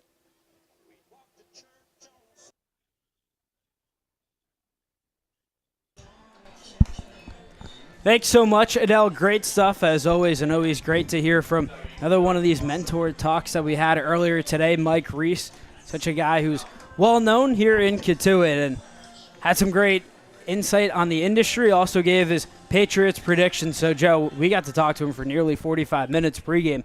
Just an awesome guy to get to know. Oh, yeah, just a great guy to get to know, and a guy who covers the Patriots, covers it well, and has been for such a long time. And he was talking to us about the transition from Coach Parcells to Coach Steve Carroll, it was, right? Pete Carroll. Steve Carroll, not the actor. Pete Carroll. Hey, that'd be crazy if he was coaching. I mean, he was there for the Belichick era and now beyond the Belichick era, so that's just pretty incredible. So great to hear from Mike Reese, as always, and great to hear from some of these mentor speakers. Always great to hear from Shane Patagna as we go from one current Kettleer writer to a former Cotuit Kettleer writer. Zach Kaplan now joins us back up here in the broadcast booth. Zach, welcome back to Lowell Park. This is the first time you've been here since 2019, I believe. That's right. Alex, happy birthday. Great to be up here in the booth on this special occasion.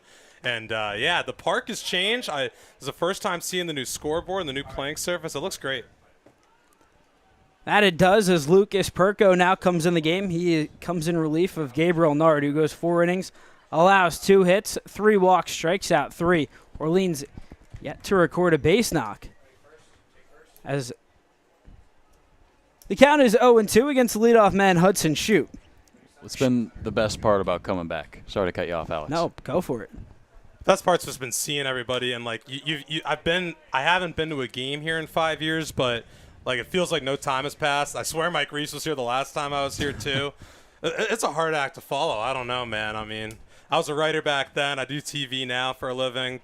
Some would say poorly. No, I'm just kidding. But it's cool to be back and just to see a lot of familiar faces. As man, we got a couple cats shoving on the mound here. Clearly, Lucas Perko drops in a curveball as Hudson Shoup looks at that for a called strike 3, the first strikeout of the day for Perko, as Shoup is down on strikes to begin the top of the 5th. But the last game he been to, which was that one?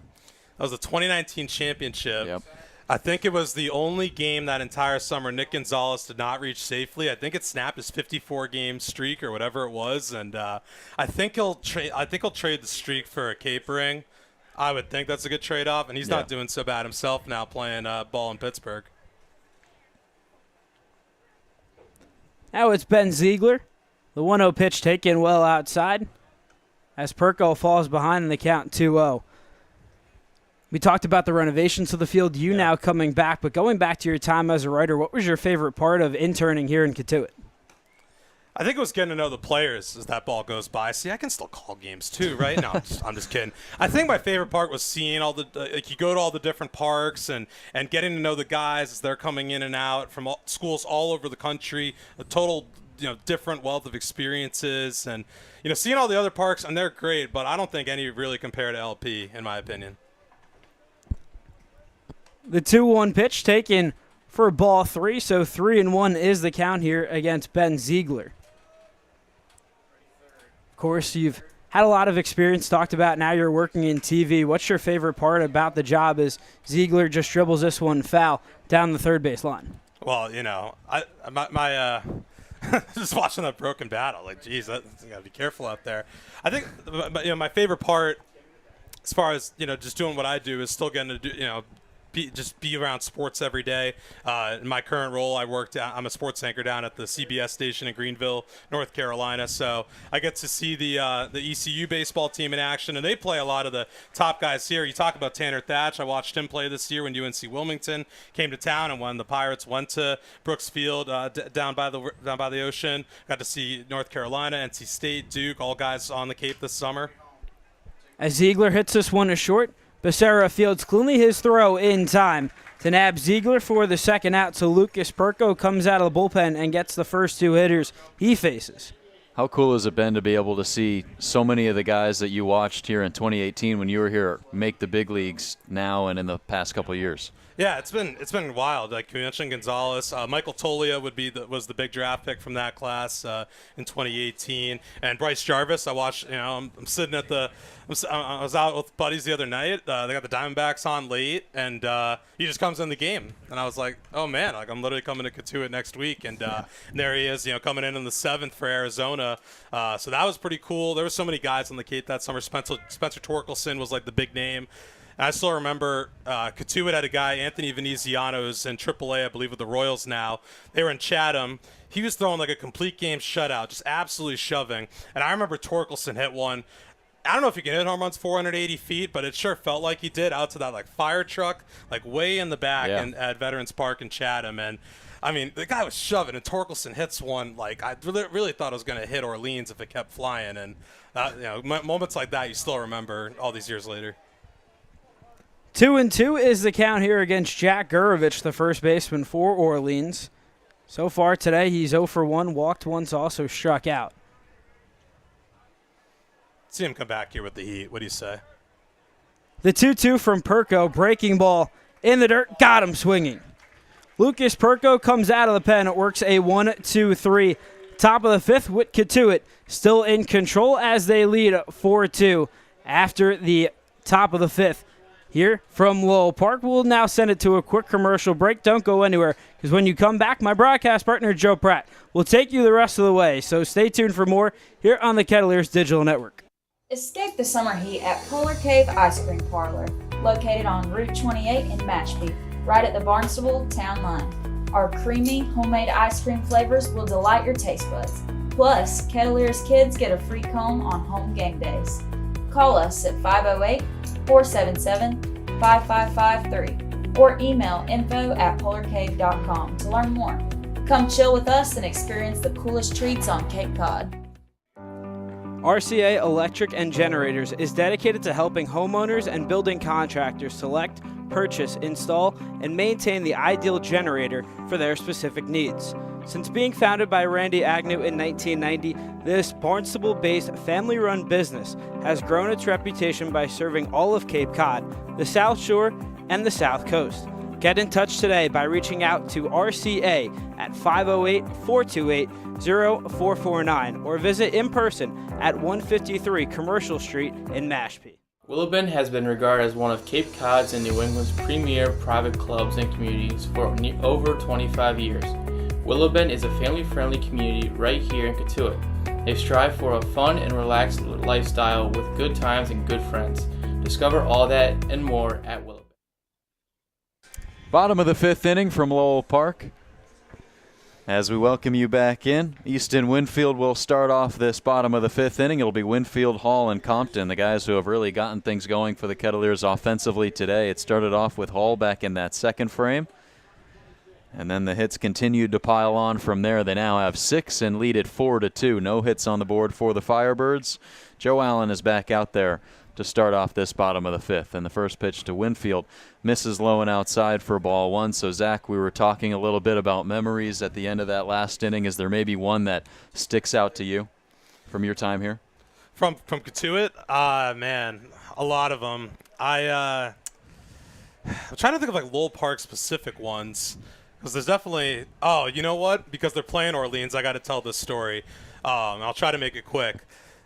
Take your time. As man, and Kettleer fans will remember this. It was, I think, the second or third game of the year, and we're playing at Orleans, and I can't remember who hit the grand slam. I want to say it was Peyton Burdick, but their left field foul pole man, I'll never forget it. The ump called it. It was like clearly foul. And I have never to this day seen Kelly Nicholson as mad as he was in that game.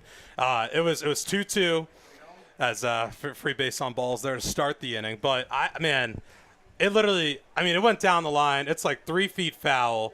And somehow the ump says fair, home run. Kelly Nicholson stormed out of the dugout like he was ready to jump on the ferry to Martha's Vineyard. Like he was irate. And they won the game 6-2. I believe it was Peyton Burdick with the grand slam. But that's a specific memory. That was like game 2, and I'm like, I still remember how do I ask Coach Roberts about this post game? Like I had no idea what to even say. So tried my best to put into words. I'm sure the article is terrible, and it's probably somewhere in the archives on the Kettleers website. But that I remember vividly against Orleans. And then they came here, and the Kettleers beat them like 14-2, like just smoked them. So Orleans didn't even get their revenge on them. Winfield worked the walk. He's on first, and now it's an 0-2 count to Nathan Hall. Foul grand slam. That's kind of a big difference in the game, like 4 runs. Well, clearly foul. You think if there's no grand slam, the game would be 2-2, you said, because they won at 6-2, and who knows what that does for momentum in the series, and who knows what happens after that. But as you mentioned, Cotuit taking all that momentum into the next game, winning at 14-2. But you two obviously with ties at school before this and kind of bringing that relationship here, so it must be cool to have a lot of that Big Ten connection for you, Alex, coming up to the Cape. Absolutely. Zach Kaplan, Jake Starr, who also is in attendance today, 2 guys that I knew who worked in Cotuit. Now, of course, both went to Penn State. Zach and I actually didn't go to school together. That's the crazy part, yeah. I feel like we did, but... Zach graduated in 2020. I just graduated this past May in 2024. But just seeing Zach and how successful he is, seeing Jake, and, of course, really getting to know them and following their lead to Cotuit, it's been awesome to follow through in doing so. So Hall brings the count up to 2-2.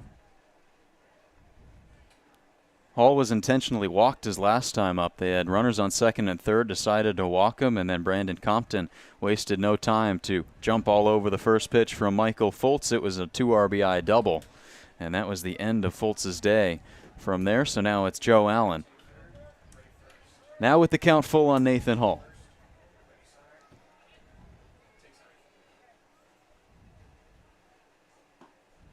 And Hall's headed to first. So this is a situation, Zach, where we've been in it so many times this season. Runners on first and second, nobody out. I'm sure you remember the amount of small ball tactics that Mike Roberts plays. You have to think that this is a bunt here, right? Yeah, you got your 5 in the order with Compton. And that third baseline is looking really nice right about now. He's playing a little up, but I could see him laying one down here, move the runners with nobody out. Swinging away. On the flip side, though, how do you take the bat out of a guy like Brandon Compton's hands? He's 2 for 2 today. We're up to 2 RBI double in his last at-bat is 8 for his last 12. So even though Mike Roberts prone to small ball, in this spot you might just let him hit. Yeah, that's true. 5 RBIs in his last 12. Sorry about that, Zach. Wind blowing straight out, too. He'll take a strike 1. It's 1-1. But, yeah, you're right. Already 2 for 2 today, a pair of singles, and they were both sprayed to all parts of the field. And why not here with a big gap on the left side of that infield? But Cotuit trying to extend their lead here, 4-2. And Compton powers that one down the right field line, but just foul. Barely missing first base coach Will Thompson. He might be target practice out here. There's been a couple of balls that have whizzed right by Will Thompson. That's a tall target. He was unfazed, I should add. Still with gear in his hand, so only has the one bare hand to make the play. I wouldn't have stuck my hand out to try and catch that line drive, though. Great block there by Robbie Ayers to keep it in front, keep the runners on first and second with nobody out, and now a 2-2 count to Compton. So, Zach, we got you talking about Lowell Park, and you said it was the best league or best field in the league. What are your other favorites? Chatham and YD are the big ones that come to mind. I've heard Bourne has been renovated. Yep. Haven't been. Compton goes down on strikes. I'd say YD and Chatham 2 and 3 in no particular order. Shout out the Donut Burger. Yep. I don't know if you guys have gotten a chance to try one on the broadcast yet, or maybe you could stuff one in Alex's face, just like like a pie almost. We've done a hot dog. We have yet to do a burger. Okay, not to give you content ideas or anything here, but no, I'm just kidding. And I really like Orleans Park too.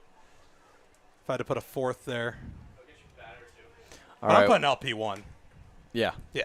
Yeah, I agree with you 100%. And Doran Park is a lot nicer. Just the fan experience around the park, but still in center field, there's a lot of stuff going on. But another question that we have to ask you, snack bars around the Cape are really great at any park that you go to. What are you getting if you're going to the snack bar? If I'm going to the one here, hot dog, because they toast the buns excellently. As I think we're going to get a visit here. This gives us even more time to talk about this very important subject. This is, critical here. Donut Burger, an obvious one. I know Chatham has something they're known for, and it's really bugging me that I can't remember. Oh, my God. I know they have something. Well, I cannot remember it. What we did with Alex was we got the dollar dogs at the end of the game, because after the 8th inning, they sell all the hot dogs for $1.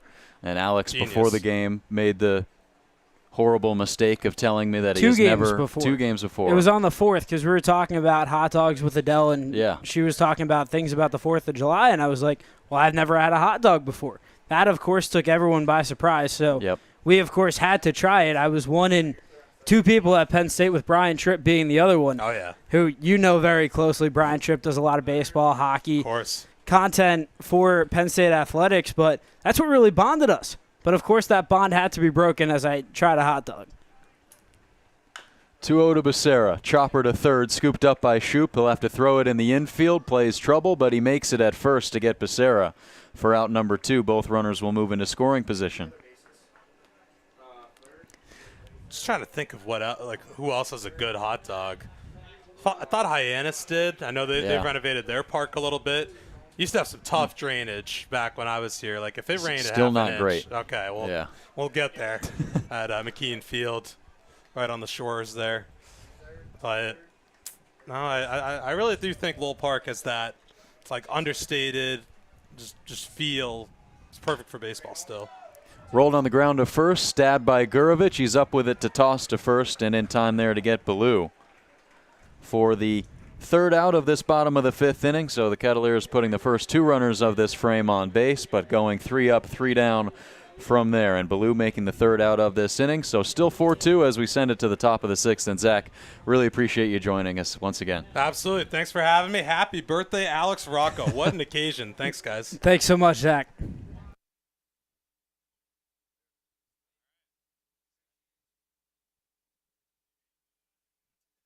Each week, the Cape Cod Baseball League is honoring those who served with Red Shirt Fridays.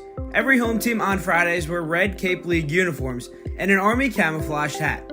For every Friday game at Lowell Park, the Kettleers are honoring a hero of the game presented by the Massachusetts State Lottery. For exclusive Red Shirt Friday gear like fitted player hats, head to the Kettleers store at the ballpark. We hope you can join us for a Red Shirt Friday at Lowell Park this season. For over 40 years, Vollmer & Son Construction has proudly served its community, providing a wide range of construction services, from bathroom renovations to complete home remodels. When you work with Vollmer & Son, you are being taken care of by natives of Cape Cod who support the community by using local suppliers and subcontractors. Vollmer & Son Construction, a proud sponsor of the Cotuit Kettleers. Looking to connect with the right business? ZoomInfo's got you covered. With a database of over 100 million company profiles, they provide top-notch data to boost sales and marketing growth. Since 2007, ZoomInfo's B2B data quality has ensured that businesses have the best intelligence.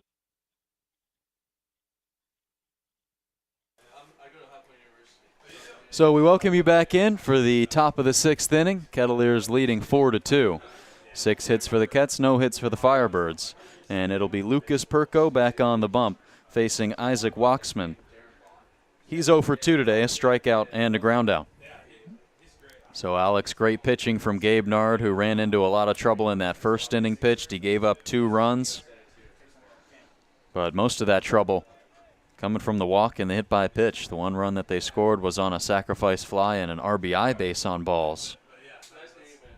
To get 2 runs in that inning, but since then have only put 2 runners on base. It was a hit by pitch and an error back in that 4th inning. And now down in the count 0-2 goes Isaac Waxman, the DH today. That was massive for Gabriel Nard to really set in as he, like you mentioned, Joe, struggled in that top of the first, but something that we've talked a lot about is the rotating door in the Kettleers bullpen so far, but anytime you can get your starter who struggled to begin the ball game really to settle down and eat up 4 really quality innings of work, the longest start or longest outing this year for Gabriel Nard, 63 pitches. This was a much-needed performance for Nard and the Kettleers. That one's rocketed off the bat of Waxman, but foul, still 1-2. So how huge is it for him to be able to battle through that first inning and eat up those first 4 innings? Obviously, you mentioned it's a great start for him, but for this bullpen coming off of an off day, also huge. Like you mentioned, coming off the off day, it's vital. There's another foul ball hit here, but it's vital. Anytime you can save bullpen arms is a long stretch of baseball, and Cotuit's been playing a lot of baseball, and they game in, game out. Of course, you get the off day yesterday, but it's good to reset, and now you're going to have another 3-game stretch at home. You're back on the road again on Saturday, so this is another long series of baseball, so anytime you could save innings, it's vital to do so. Yeah, that's what Lucas Perko did, and Hyannis on Thursday night, he went 2 innings pitched, and then after that, the Kettleers sending it to their bullpen, but not really in the conventional way. It was Max Ballou to pitch the next 3, and then Luke Hansen finished off the ball game as that one's popped up, but it'll creep into foul territory into the seats, and this is a great count here worked by Isaac Waxman. He's 0 for 2, getting his first start against the Kettleers today, but a guy who played 28 games at Xavier this past season and had the second highest average on the team, but it wasn't counted for his small sample size at the plate, just 94 ABs. 3-2 from Perko is low and away, so they'll start off this top of the 6th inning with a base runner, really what Orleans needs, having put just 2 men on since the 2nd frame. Well, now it's 3-2, and this one rolled on the ground towards third. Nolan Naraki is up with it.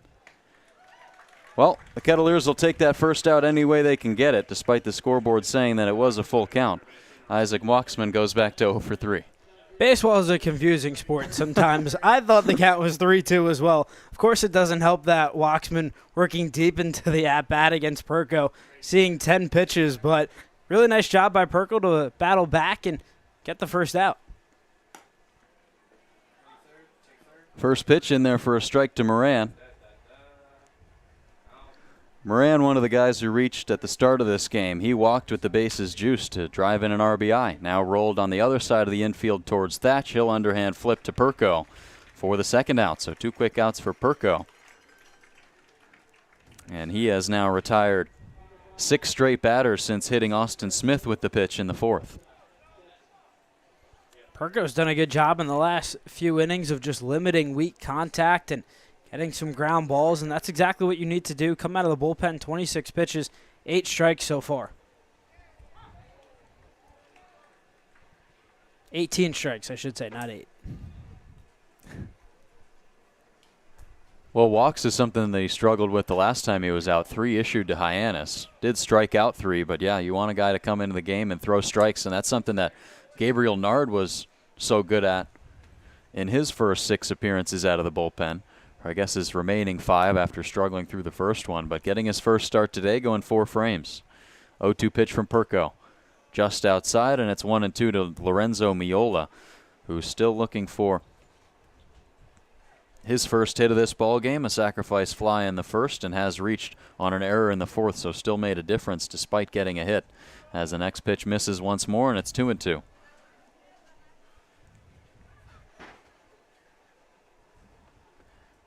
But yeah, it was Gabriel Nard who, after loading the bases in the first inning, was able to silence these Firebirds for the next 2 frames, as that one's fanned at and missed. Lorenzo Miola goes down on strikes. It's the 3rd strikeout of the day for Lucas Perko.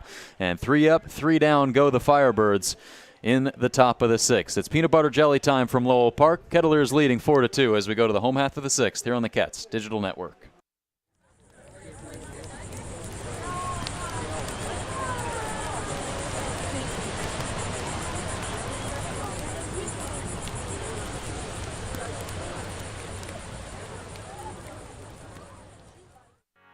Here at the Mass State Lottery, we're known for our monster wins. But there's no bigger win than the $1 billion we provide each year to support all 351 cities and towns in Massachusetts. In our game, we know that supporting local businesses and helping communities is how we all win. Because at the lottery, we're all playing for the home team. The Mass State Lottery. Welcome to the state of winning.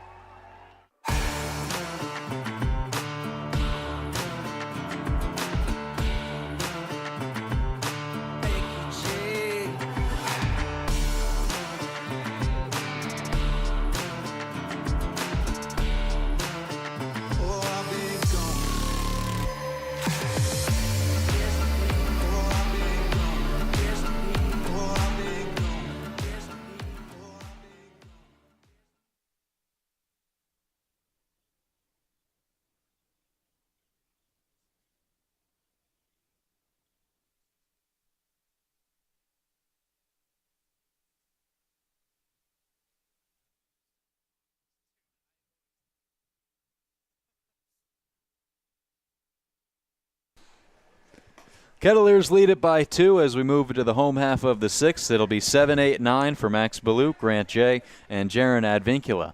And they will be facing the third arm into this ball game for the Firebirds. It's Luke Jackson, a right-handed pitcher, just finished up his redshirt freshman season at Texas A&M.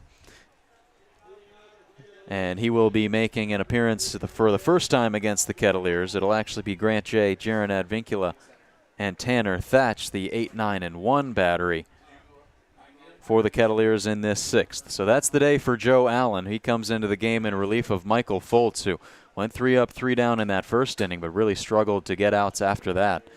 It was Joe Allen who settled things down in that 4th, ran into a little bit of trouble in the 5th, but then was able to work a 3 up, 3 down bottom half of that 5th frame after walking the first too many faced in that inning. Now it's an 0-1 count to Grant J., and it's 1-1. So Jay, the right-handed swinging catcher, reached base earlier today on a hit by pitch and then struck out looking. Jay gets that one off the end of the bat. Little nubbler up the middle. Miola behind the bag. In time at first to get Jay for the first out of the 6th. So good to see Grant J. continuing to put the ball in play, as we were talking about earlier on this year and last week, how he was really climbing the strikeout leaderboards in the CCBL. Nearly 60% of his ABs resulted in the strikeout, now right around 40%. So now it's Jaron Advincula. He's 2 for 2, another multi-hit game for him.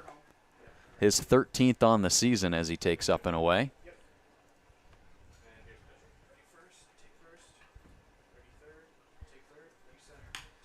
Rocketed straight back up the middle as Advincula found his 3rd hit of the day. Yes, he has.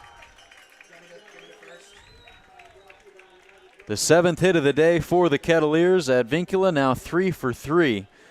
And just able to get on base in any way that he can. That one just barely escaping the infield and center field. And he's aboard with 1 gone. Advincula scuffling in his last 4, just hits in one of those games coming into today, but doing a really nice job just putting balls in play, and that's something that Jaron Advincula has done all year. Just make contact, and the ball will find the grass, and it's done that a lot so far for Jaron Advincula.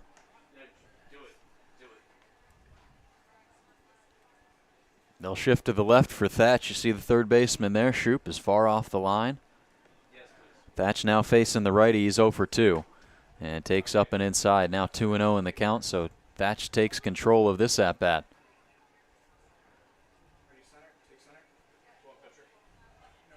Tanner Thatch owning a 6-game hitting streak going into this ball game, looking to extend it here. The 2-0 pitch is down around his knees, and once again he'll take a 3-0 lead in the count.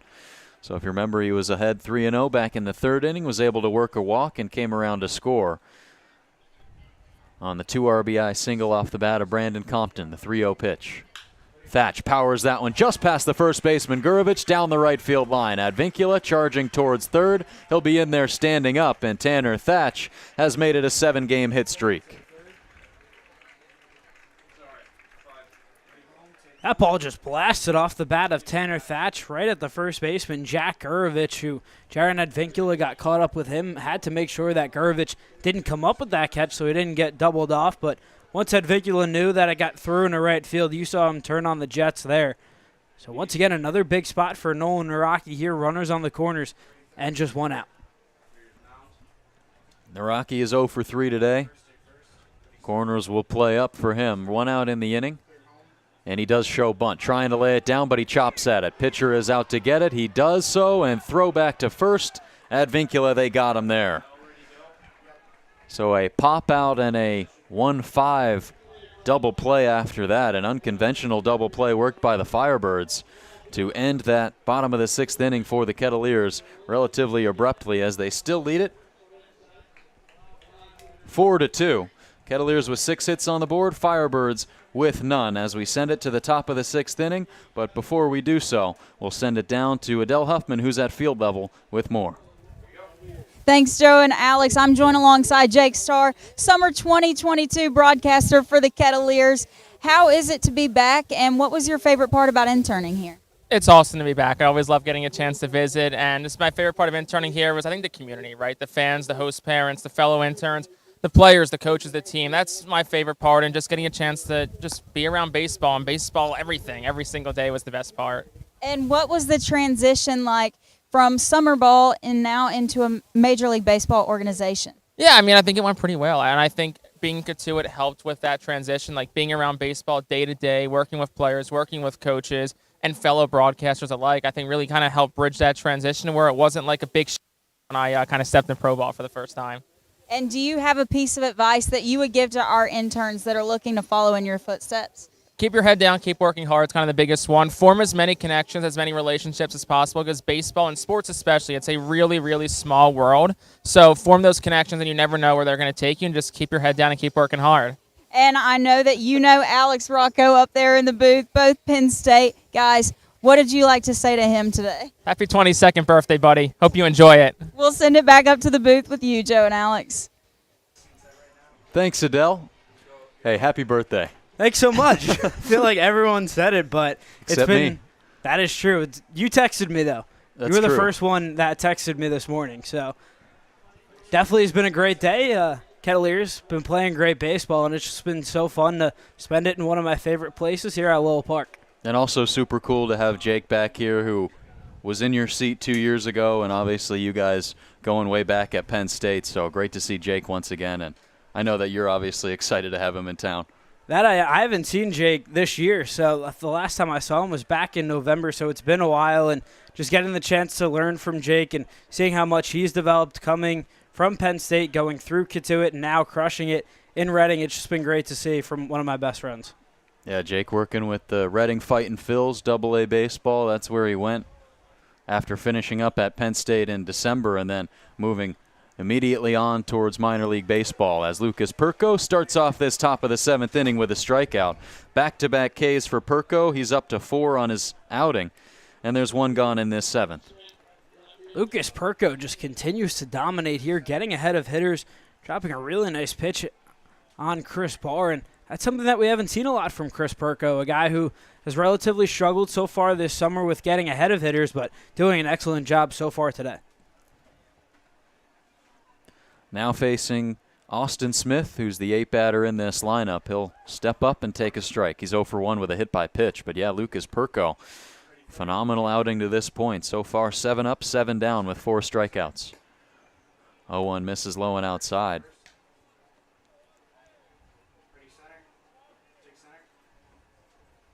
And for Perko, he's a guy who's not one of those guys who's coming from an SEC school like a Big 12 or a Big 10.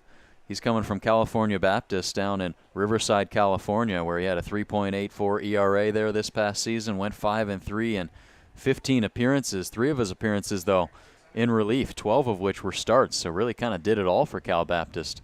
As the 1-2 pitch is fanned at and missed, strike 3. Smith goes down swinging.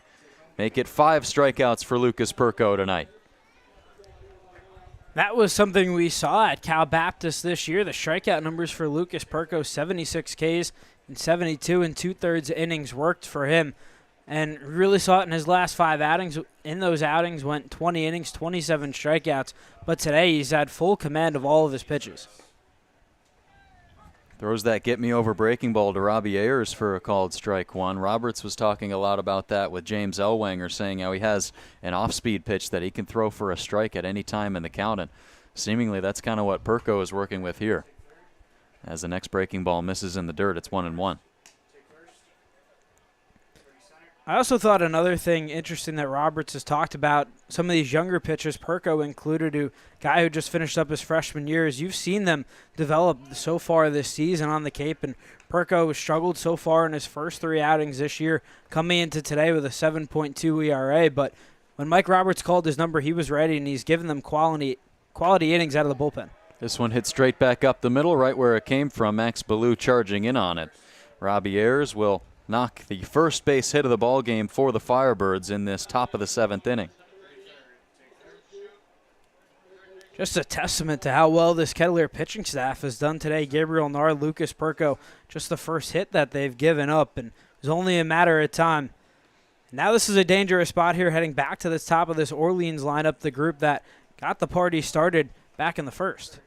Yeah, it'll be Hudson Shoup as they check back over at first. No stolen base attempts for Robbie Ayers to this point this season. Of course, a smaller sample size compared to a guy like Hudson Shoup, who's playing in his 23rd game this summer, 23 hits and now 74 ABs. 5 of those going for extra bases, and has made his way into the leadoff spot for Kelly Nicholson as the 1-0 pitch from Perko incoming and rolled softly on the ground towards Tanner Thatch, who will scoop it up in foul territory.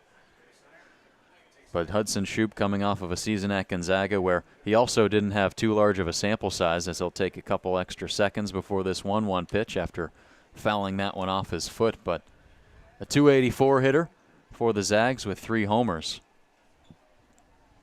And a guy who played in the West Coast League a summer ago, hitting .353. It's always cool to see guys who bring some summer ball experience to the Cape League, and a lot of these guys have already played summer ball.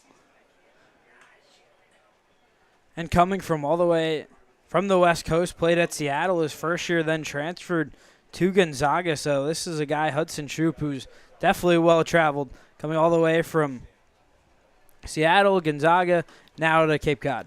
Yeah, a lot of West Coast guys on this team, especially the starting roster. Not just guys who go to school out there, but also guys who are from there. And you have to assume that the manager for Orleans has a big part in that. Kelly Nicholson, being a former pitching coach at Loyola Marymount in Los Angeles and being from Los Angeles.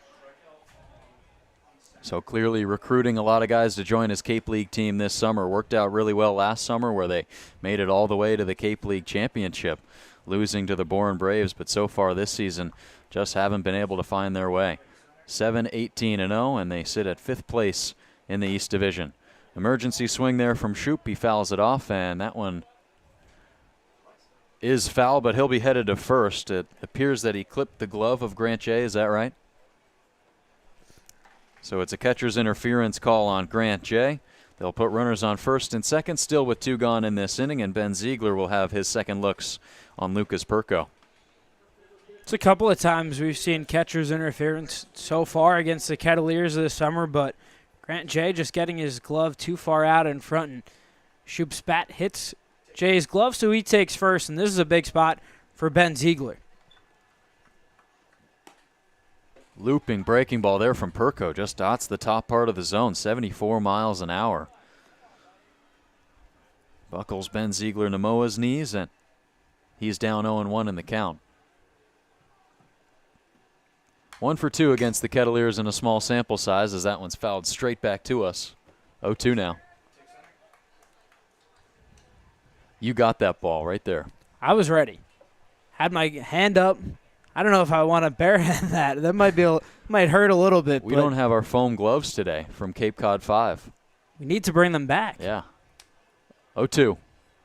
Another emergency swing there. Ziegler grounds it up the third base line. It's foul. So Lucas Perko just looking for the finishing pitch in this 7th inning. Ahead in this count 0-2. Do you think he goes back to that looping curveball?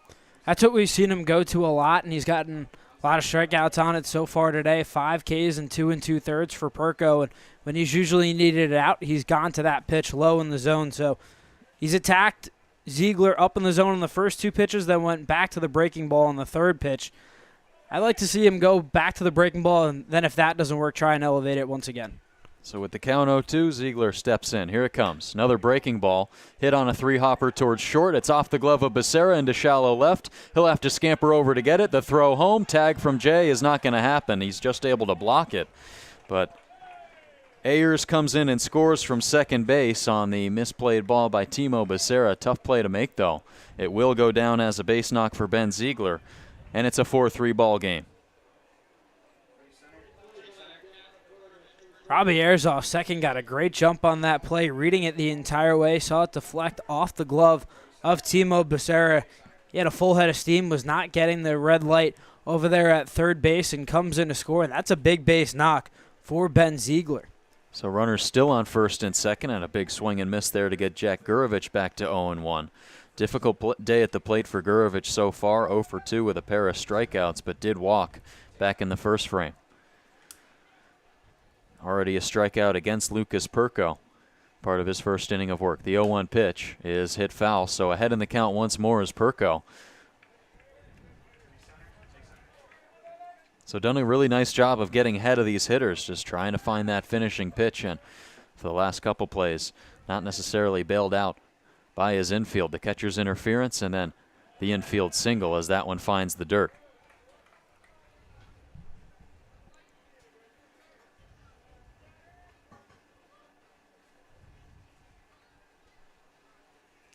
So Lucas Perko, a rough stretch to start off his summer. His first appearance actually coming against these Firebirds. Went 2 innings, gave up 2 hits and 1 earned run as that one's in off the hands of Gurovich and he fouls it away.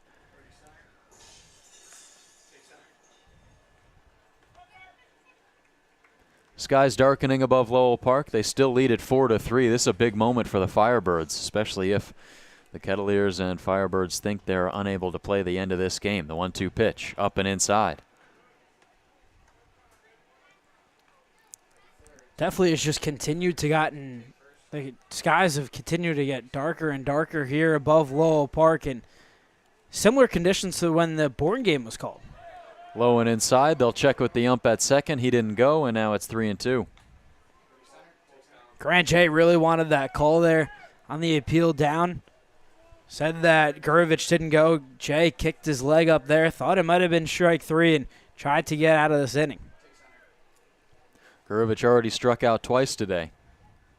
Perko looking for his 6th. The payoff pitch is fouled straight back. Again, right at you. I think target practice might have moved from Will Thompson to us in the broadcast booth here. I mean, Will's not at first, so I think just when Orleans is up, it goes right to you. He just puts the crown on to you, like Kareem Abdul-Jabbar and LeBron James. So the 3-2 pitch from Perko is rolled off of his front foot and foul. You like that one. I just didn't expect today to be Will Thompson and Alex Rocco in the same sentence as Kareem Abdul-Jabbar and LeBron James. Well, I see a lot of similarities. I do too. Will Thompson is a great basketball player. I know you haven't had the chance to see him play, but he's unbelievable. Nobody can get rebounds like him, especially on this intern staff. I'm not someone who plays a lot of basketball, but, I mean, just a guy who gobbles rebounds. So if Will Thompson is Kareem, does that make me LeBron? Yes. That might be the nicest thing anyone's said about me. Becerra has another opportunity here as it's rolled to him, and he throws to first. A perfect throw there from Becerra to get Gurovich running up the first base line. So a great job done by Lucas Perko, who works in and out of trouble in this 7th frame, does give up an RBI single to Ben Ziegler. Cotuit still leads at 4-3, and before we send it to the bottom of the 7th inning, we have some Kettleers trivia for you, brought to you by the Cotuit Library. Today's trivia question, this former Vanderbilt Commodore, a staple in the Oakland Athletics middle infield for the past 5 seasons, but he moved on this past offseason to play with the Baltimore Orioles.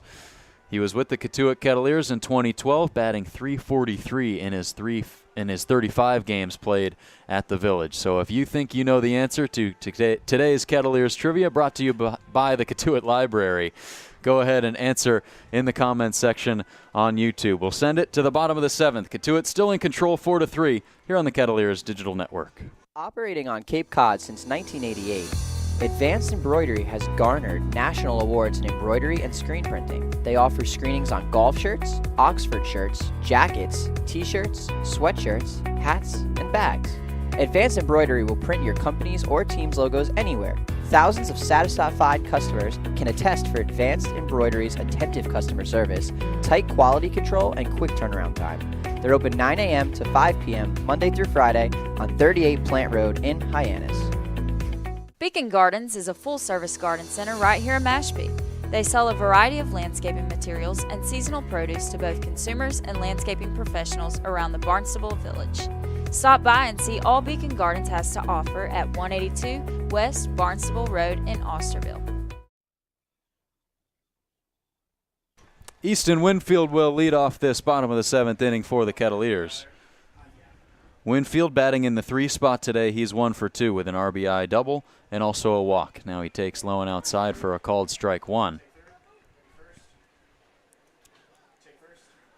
So Easton Winfield did come around and score on Brandon Compton's 2 RBI single. That still is the difference in this ball game as he flares 1 foul and is now evened in the count 1-1. Luke Jackson is the pitcher.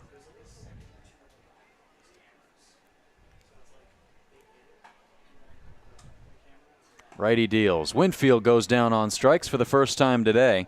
It is the first strikeout of the day.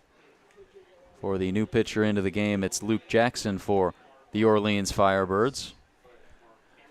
Picking up a strikeout there on Easton Winfield, and Orleans likely trying to get outs as quickly as they can, with skies continuing to darken above Lowell Park, Alex. So we saw Monday night's game get called after 6 innings. Mike Roberts went over to Scott Pickler after that 6th inning, and they were talking things over. In an 8-8 ball game, you likely don't want to play the next inning with the way those offenses were going.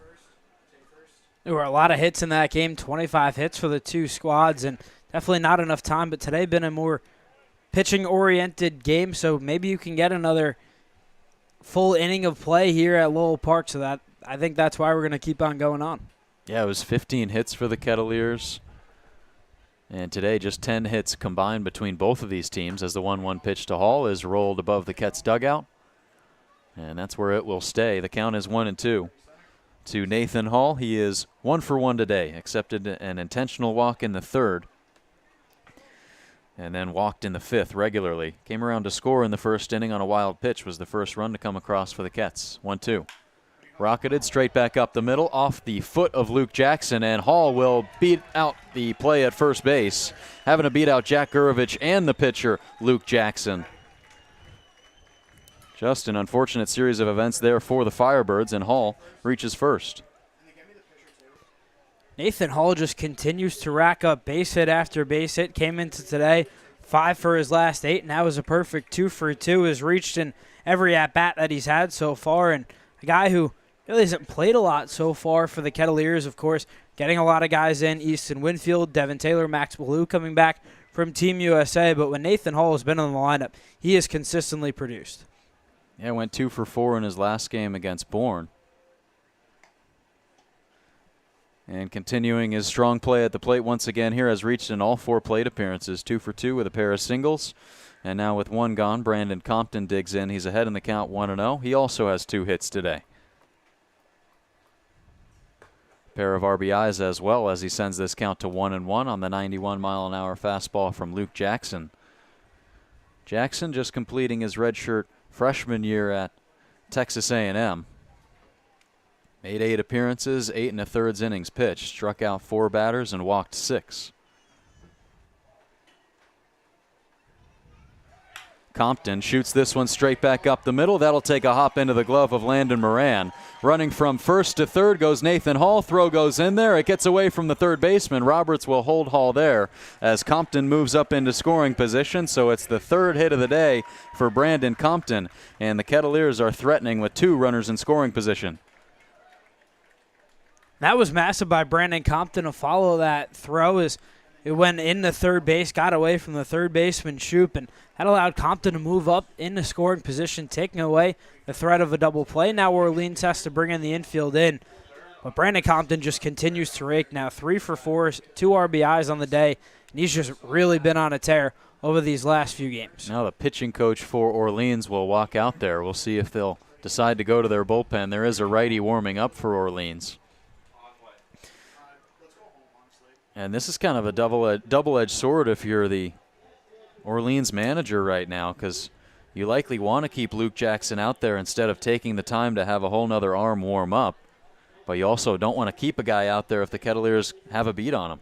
So if you're the manager here, it looks like he's going to decide to leave Jackson in the game. What do you think of that play? I like the decision to keep the game going. You never, especially when it really is starting to get dark here at Lowell Park, you want to save as much time as possible and hope that you have trust in your pitcher. Luke Jackson did get a strikeout of Easton Winfield, then back-to-back singles, but hopefully he can get something soft on the ground. Becerra gets it in off his hands, saws it off towards the away grandstand and out of play. But yeah, Jackson definitely going to have to try to get ahead of Timo Becerra here, who's had a relatively tough day at the plate compared to the rest of the starting 9 today. He's 0 for 3. Ground out, fly out, and a strikeout. Now he takes here. It's 1-1. It would have been an interesting decision if they intentionally walked Becerra to get the force at any base. You have Max Ballou standing on deck, who has struggled so far today. He's 0 for 3. And it would have allowed you to play your infield back and maybe turn 2 and try and get out of this inning. Yeah, instead they're letting Becerra swing away up there and playing 3 infielders from our perspective to the left of the mound. So 3 guys on the third base side as Becerra elevates this count to 2-2. But yeah, if there's a part of the order that you want to face right now for Orleans, it's these 2 right here who have struggled at the plate. We've seen them tear the cover off the ball in recent games, but tonight just haven't been able to find their way at the plate as that one's blocked by Ayers. He keeps it in front and the count's full to Becerra. So likely if we saw Jackson maybe fall behind in the count 3-0, 3-1 there, do you see an intentional walk?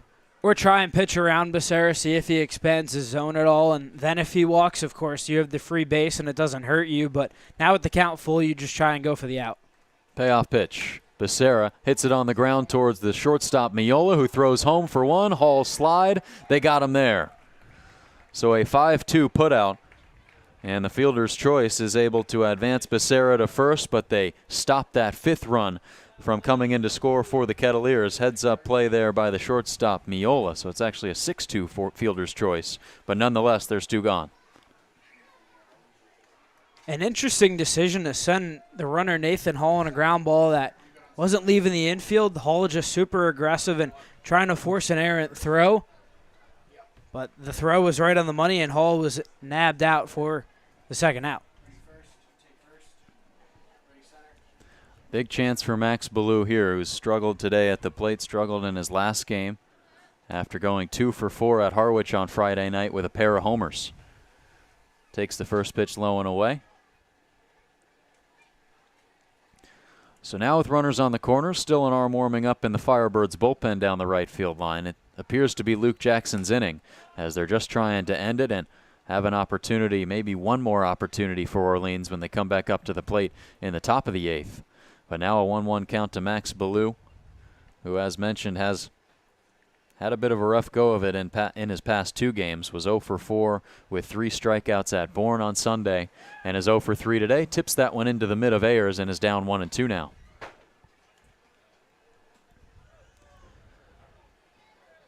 But when he was struggling before that 2 for 4 game at Harwich, said he was having some issues with mechanics, trying to clean some things up in the batting cage with Mike Roberts.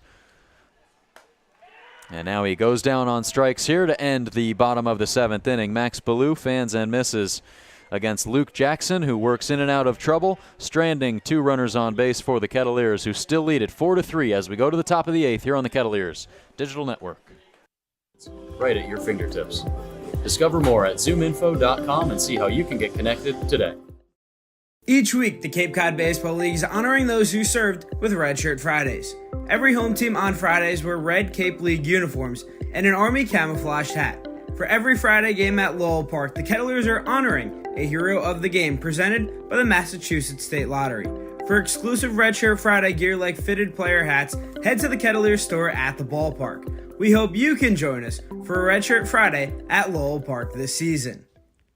For over 40 years, Vollmer & Son Construction has proudly served its community, providing a wide range of construction services, from bathroom renovations to complete home remodels. When you work with Vollmer & Son, you are being taken care of by natives of Cape Cod who support the community by using local suppliers and subcontractors.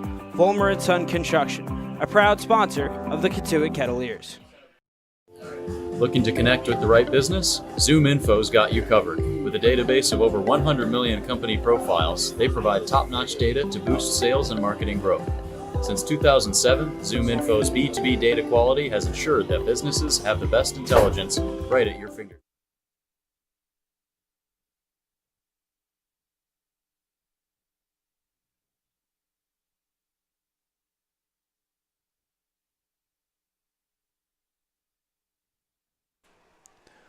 A new pitcher is into the ball game for the Kettleers in the top of the 8th inning.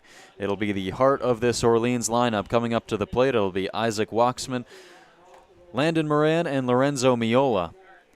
At 4, 5, and 6 for the Firebirds, and we'll have Andrew Benke coming into this game to make his 2nd appearance of the season. Last time we saw him was the last time we were here at Lowell Park on Tuesday. Against Brewster, he went 2 1/3, gave up 2 earned runs on 3 hits, did allow a home run. Didn't walk anybody and struck out 4.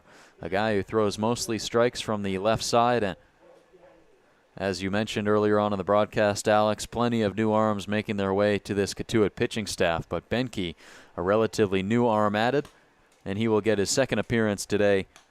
And first one against the Orleans Firebirds, but coming off of a season at Tennessee where he was mostly in the spot that he was right now. Relief man. He had a lot of success this past year at Tennessee. 3-1 record, 3.54 ERA, 23 appearances. Didn't start a game, but really did a good job eating innings. 28 innings allowed, just 23 hits, 11 runs, only walking 9 hitters and striking out 39. Benke really has a lot of electric stuff. Saw that in his first outing against Brewster. Yeah, he did run into some trouble with the home run that he allowed, but 4 strikeouts through 2 1/3. Definitely what you want to see. And with the clouds continuing to get darker, hopefully a quick inning for Andrew Benke and for the Kettleers.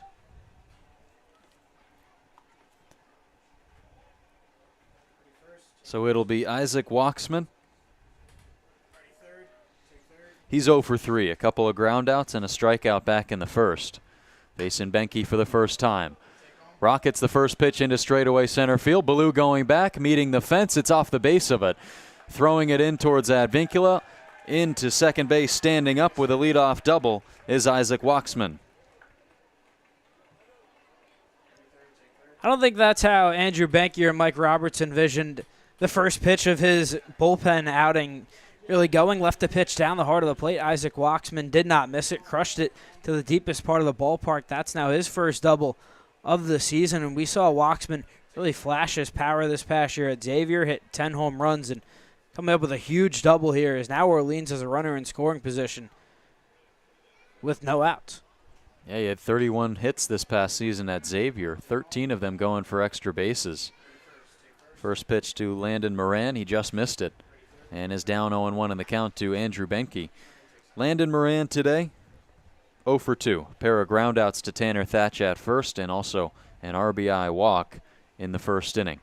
Has a chance to tie up this ball game with the runner at second base as the next pitch misses up high at a 79-mile-an-hour breaking ball for Benke.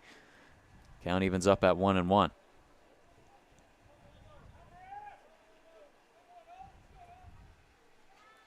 And this season for Benke at Tennessee must have been great for him to get a lot more appearances on the mound after making just 6 appearances in 2023.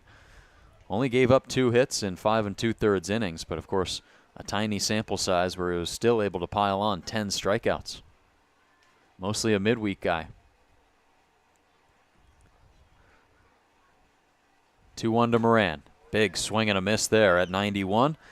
And the count elevates to 2-2. Moran, a high contact guy. Through 18 games this season, this being his 19th, has 12 strikeouts, has walked 9 times, make it 10 with the one back in the first. 2-2. Swing and a miss, strike 3. Andrew Benke with a crucial first out of this top of the 8th inning, getting Landon Moran to chase after a high fastball, and there's one gone. So massive first out for Andrew Benke there, just getting ahead of Landon Moran and blowing a pitch right by him for the first out. And now he's facing Lorenzo Miola, a guy who's struggled so far today. He's 0 for 2. So this is another big at-bat for Benke. Miola takes a big cut and miss at the first pitch he sees and goes back to 0-1. But yeah, you want to see Benke getting ahead of these batters and then trying to figure out what that finishing pitch is early on and finding a way to make it work. Something that Lucas Perko was able to do, but began to fell flat in the last inning of his appearance. But still a great day on the mound for Lucas Perko as that pitch sails high and it's 1-1. But Perko going 3 innings, giving up 2 hits, 1 earned run, striking out 5 with no walks. So the best appearance of his young summer. 1-1 from Benke. Is on the outer portion of the plate and called a strike 2. Gabriel Nard got the start. He didn't give up any hits but allowed 2 earned runs. 3 walks with 3 strikeouts, and those walks and hit by pitches really coming back to bite Gabriel Nard in his first start for the Kettleers. Now the 1-2 pitch is upstairs to Miola. Counts 2-2 now.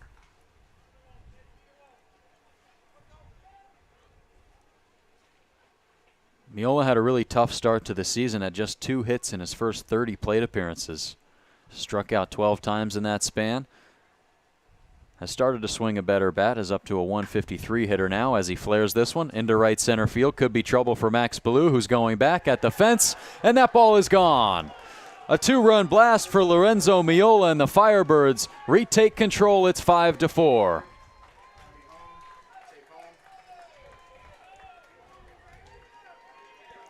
Miola's first homer of the summer could not have come at a better time for Orleans, as just like that,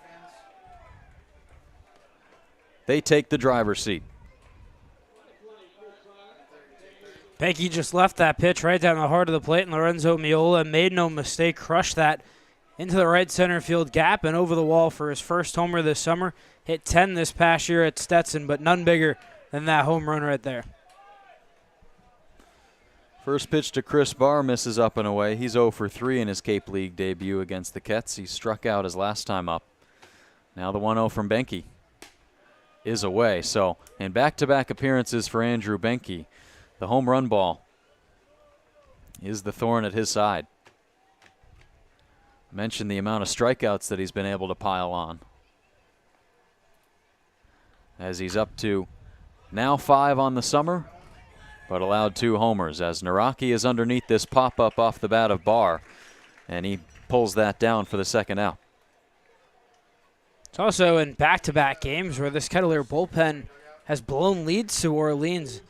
The first game at Lowell Park, Cotuit had a 3-2 lead in the bottom of the 6th, and then Jack Irvich hit an RBI double. Landon Moran had a sacrifice bunt, and that's how they captured the 4-3 victory. But this time, Andrew Benke just leaving a pitch right down the heart of the plate, and Lorenzo Miola just crushing it. 0 for 2 on the day is Austin Smith, his 4th plate appearance. And he takes a ball 1. First appearance against Andrew Benke. Struck out swinging against Lucas Perko and was hit by the pitch against Gabriel Nard. That's the only time he's been able to reach first today, as the 1-0 pitch from Benke is on the way, and it misses low and inside.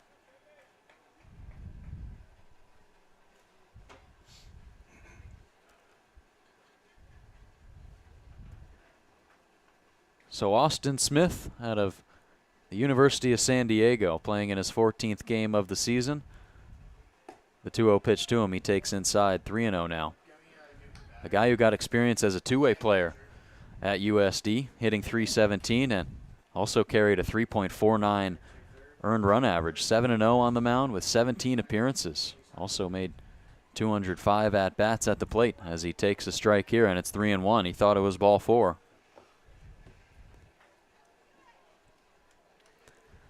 Has yet to make a pitching appearance on the summer, is hitting .208 as a batter.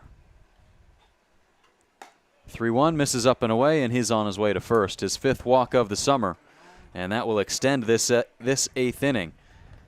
So the Kettleers, as we were talking about going into this frame, maybe wanting to try to get these 3 outs relatively quickly if they want to have another chance at the plate, but who knows if this game could have been called due to darkness. But now with their lead now out the door and trailing 5-4, you likely want to get out of this inning pretty quickly. You want to hurry things up and make sure that you're going to have a bottom of the 8th, as now you're trailing 5-4, and just would be a brutal way to lose a ball game that you had full control of the entire way at a 4-2 lead heading into the top of the 7th with your pitchers cruising out there on the mound. As there's an arm warming up in Orleans bullpen. So this is a big spot for Andrew Benke here, who struggled, obviously gave up the home run to Lorenzo Miola, the walk, and this is something that Cotuit's pitching really struggled with. Lucas Perko. Now Andrew Benke is finishing out innings, getting that 3rd and final out. Perko ran into a bit of trouble. Gabriel Nard ran into trouble doing so. So this is a spot for Andrew Benke. And it looks like Benke's day will be done, so he enters into this ball game in the top of the 8th. Is able to record 2 outs, gave up 2 big hits. They were both extra base hits. The big one being off the bat of Lorenzo Miola. It was a 2-run homer to make this a 5-4 ball game. But we'll keep it right here from Lowell Park, as Alex got a trivia question for you to answer. Now, I'm sure you saw it on the game notes earlier today. The Kettleer who... See, I didn't flip it to the back. You didn't flip it to the back? I did not. So you don't know the answer? Well, I do know the answer, but not from cheating. Okay. Well, that's good to know, because it's very easy to cheat when you know that the answer is just on the back side of the paper. See, I like a challenge. Yeah. And I enjoy these trivia questions. It's helping me expand my knowledge of baseball, so I'm here for it. All right, well, this week, or this game, of course, always brought to you by the Cotuit Library, but the question is a former Kettleer who was a Vanderbilt Commodore, not a Falmouth Commodore, Vanderbilt. He was a staple in the Oakland Athletics middle infield for about 5 seasons, maybe more. But then this past offseason made the move from Oakland to Baltimore, from the West Coast to the East Coast.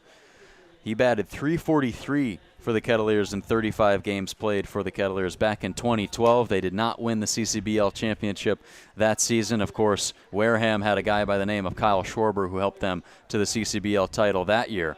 But this is a middle infielder who played for the Oakland Athletics, made the move to Baltimore this offseason, hasn't gotten too many opportunities with the Orioles.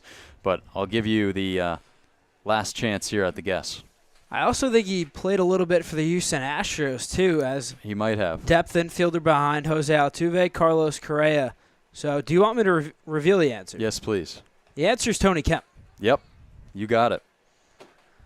Kettleers legend, played here in 2012, was part of a really strong 2012 team, and a stretch for the Kettleers there where they had a couple of solid ball clubs, but unfortunately were unable to come away with the championship that season, Wareham winning it, and the Kettleers going on the next summer to win it.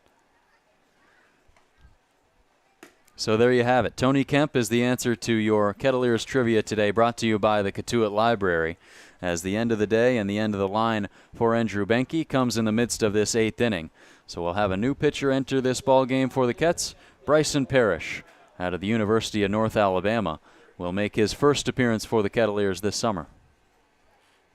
And at North Alabama, he made 12 appearances at a 1-2 record, a 3.27 ERA. Also picked up 2 saves in 33 innings, walked 16 hitters, struck out 31, and wanted to limit the weak contact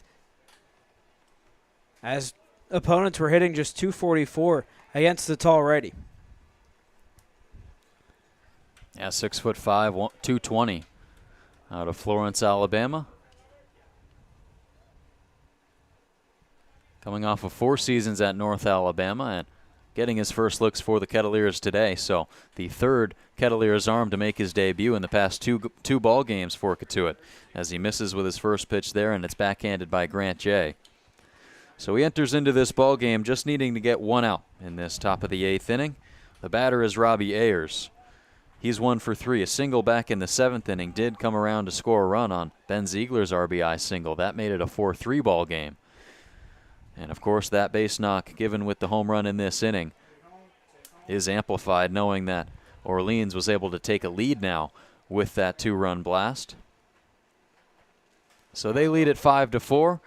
They were no hit through 6 innings in this ball game, but 4 hits coming in the 7th and in the 8th. It's a 1-1 count to Robbie Ayers, as Bryson Parrish trying to work through his first appearance. Fought off into straightaway center field, backhanded by Advincula, but it's off the end of his glove. Unable to make the play, and Robbie Ayers reaches base for the second time today. Nice piece of hitting by Ayers. That pitch coming in on the hands from Parrish there is Ayers just flares that in the center field, and that dunks down for another 2-out base knock for Orleans. So the runners are on first and second, and now it flips back up to the top of the order for Hudson Shoup. Shoup advancing to first on a catcher's interference last inning. And the pitch is low and outside for a called strike 1. So you talked about this in the last inning, the importance of Robbie Ayers' 2-out single. He does it once more again here, and you said that it's a difficult opportunity to give up that single when you're an out away from escaping the inning, and then giving the leadoff man another opportunity, who flares it into straightaway center.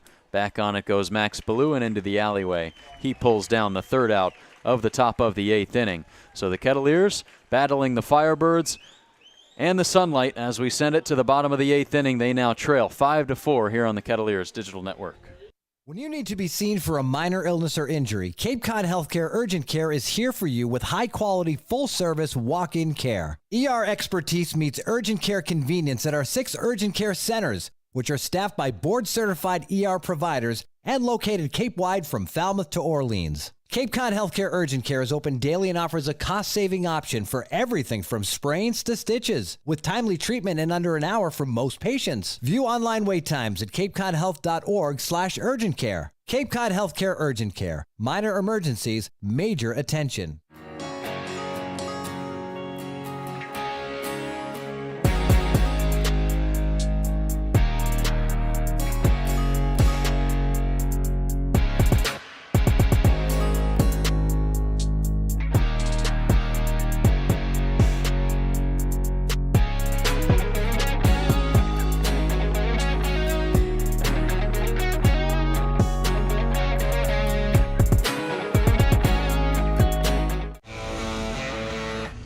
Get ready for big results with our small machines.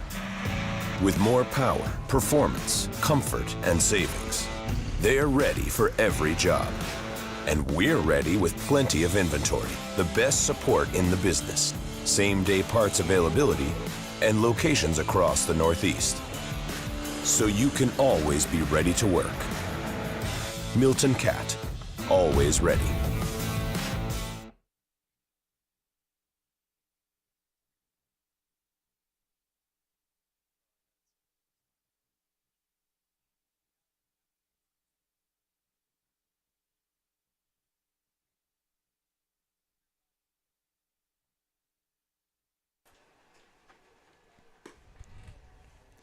So we welcome you back in for the bottom of the 8th inning here from Lowell Park. Joe Pratt, Alex Rocco are with you.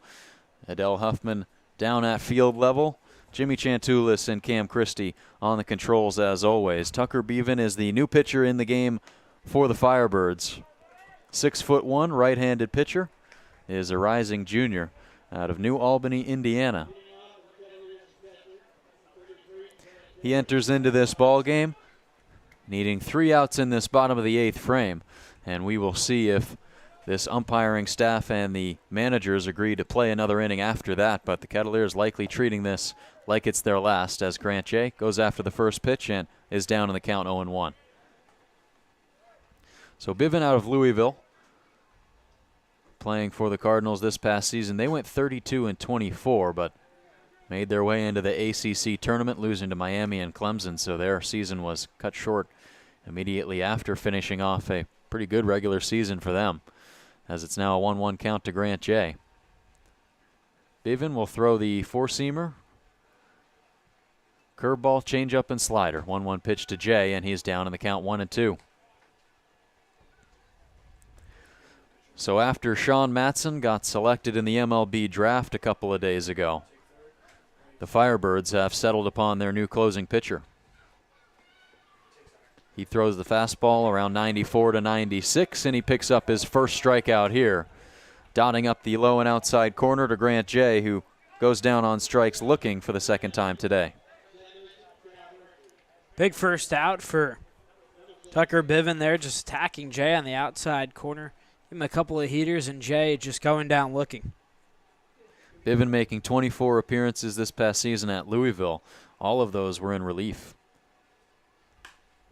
That one's lifted down the left field line by Advincula, and it twists foul into the net.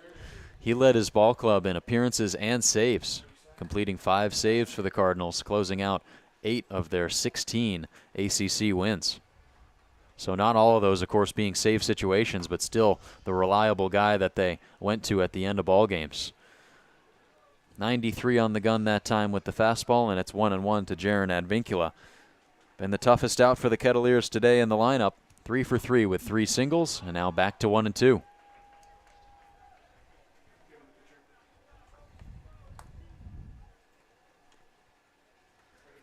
So Jaron Advincula just continuing his strong play at the plate, now back up to .402 batting average on the season. And a big reason for it is that swing that he just did right there, just a little flick of the hands just to get a piece of it and foul it off. A lot of times, though, he's able to flick those down the line in fair territory for hits. As he gets on top of this one here, sends a two-hopper to third. Shoop's throw is out of the reach of Gurovich at first. Advincula will scamper back to the first base bag as it hits the base of the Orleans dugout. And Advincula beats that one out up the first base line. We'll see if he gets his 4th hit awarded of the ball game.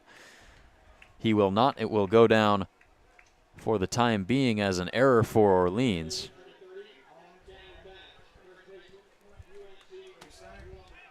Well, the scoreboard putting an error in the column for the Kettleers, but assuming, yep, it will go to the Firebirds, so a throwing error on Hudson Shoop.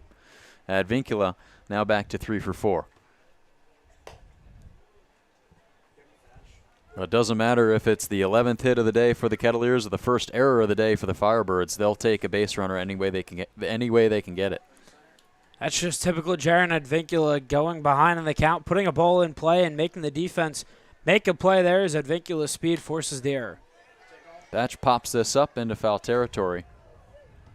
And likely no other guy the Kettleers would want up at their line, up at the plate right now, with the tying run at first base and one gone.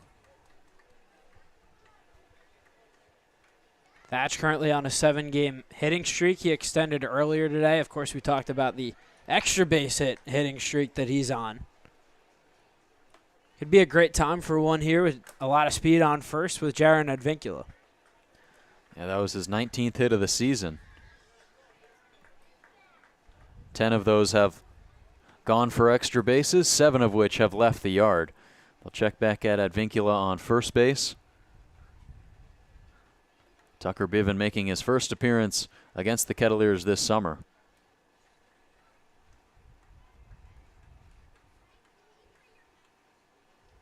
Thatch powers this one. Deep right center field. Going back on it, Ziegler. Looking up. That ball is gone.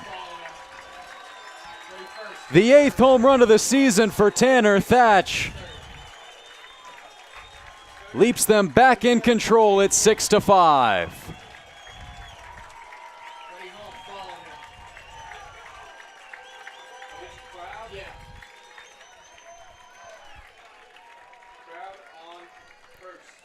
He got the pitch he liked for sure, low and inside, and powered his 8th homer into the trees. Another pull side homer for Tanner Thatch, and the Kettleers have retaken control.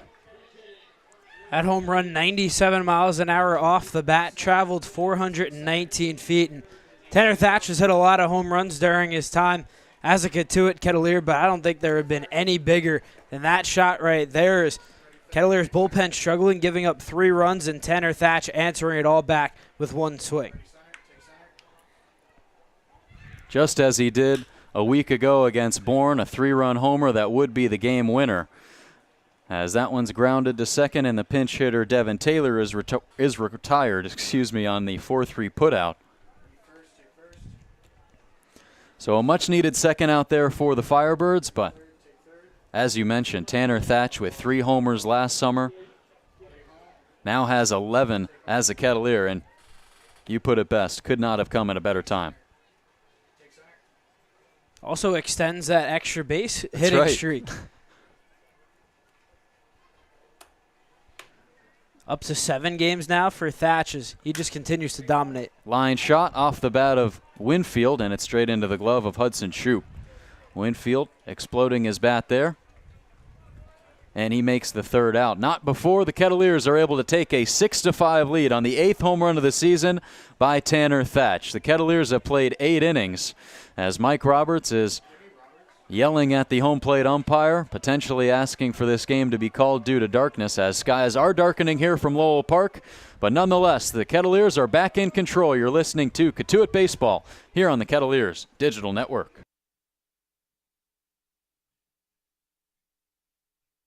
Cape Cod Coffee is a proud sponsor of the Cotuit Kettleers.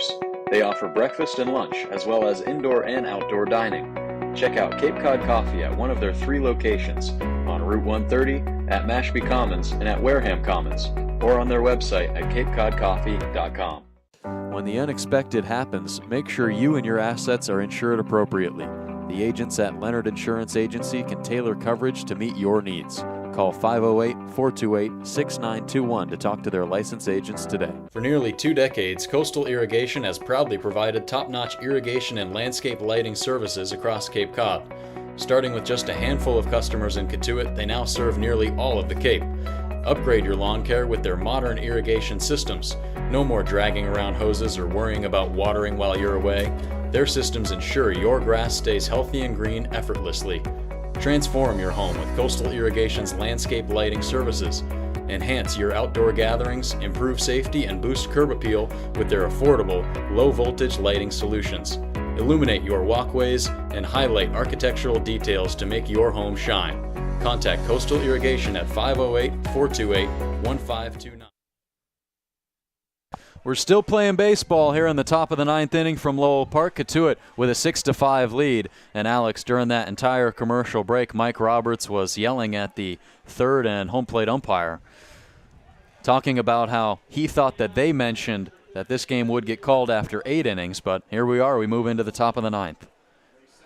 Mike Roberts was very angry. This is the angriest we've seen him all year. Was adamant that they said that this game was being called after 8 innings, but here we go. We play at top of the 9th.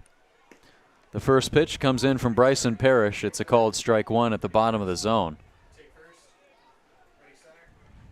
So, boy, what a difference an inning makes, Alex. I mean, Andrew Benke coming into that game. The Firebirds taking the wind out of the Kettleers' sails as this one is blooped into center field, and that will get down for a base hit. It's the second base knock of the day for Ben Ziegler-Namoa, and that's exactly what the Firebirds needed. Back-to-back innings where they started off with a base hit. And Ziegler-Namoa just not trying to do too much, flaring that into short center field, dunking it right in front of Max Ballou, and it's hits like those that begin a rally, and of course it's the 2-3-4 hitters up for Orleans, so this is a big spot for Bryson Parrish.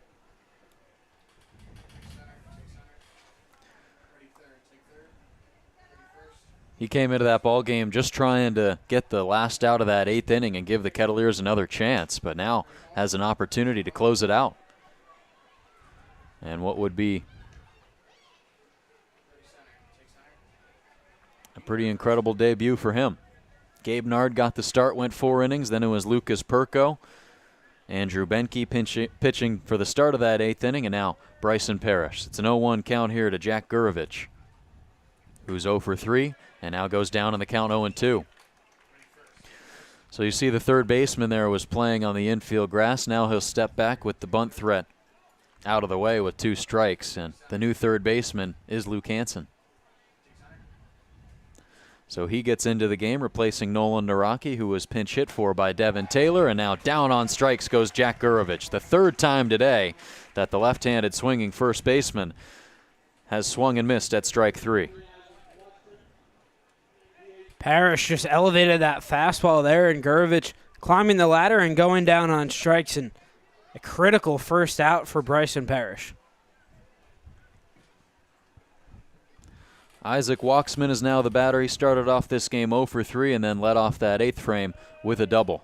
Came around to score on Lorenzo Miola's 2-run bomb. He takes up and away. It's now 1-0. As the skies are really darkening overhead at Lowell Park here. 7:36 local time. Parrish's 1-0 is fouled straight back.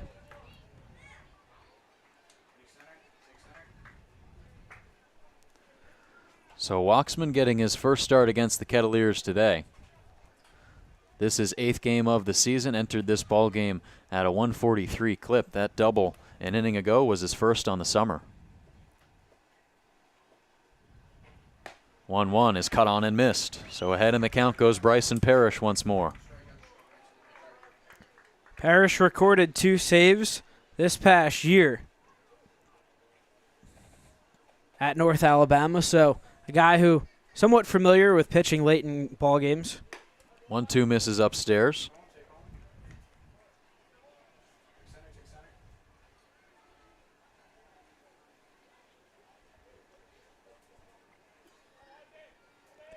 Yeah, Parrish picking up his first 2 saves of his college career this past season as the 2-2 pitch is outside.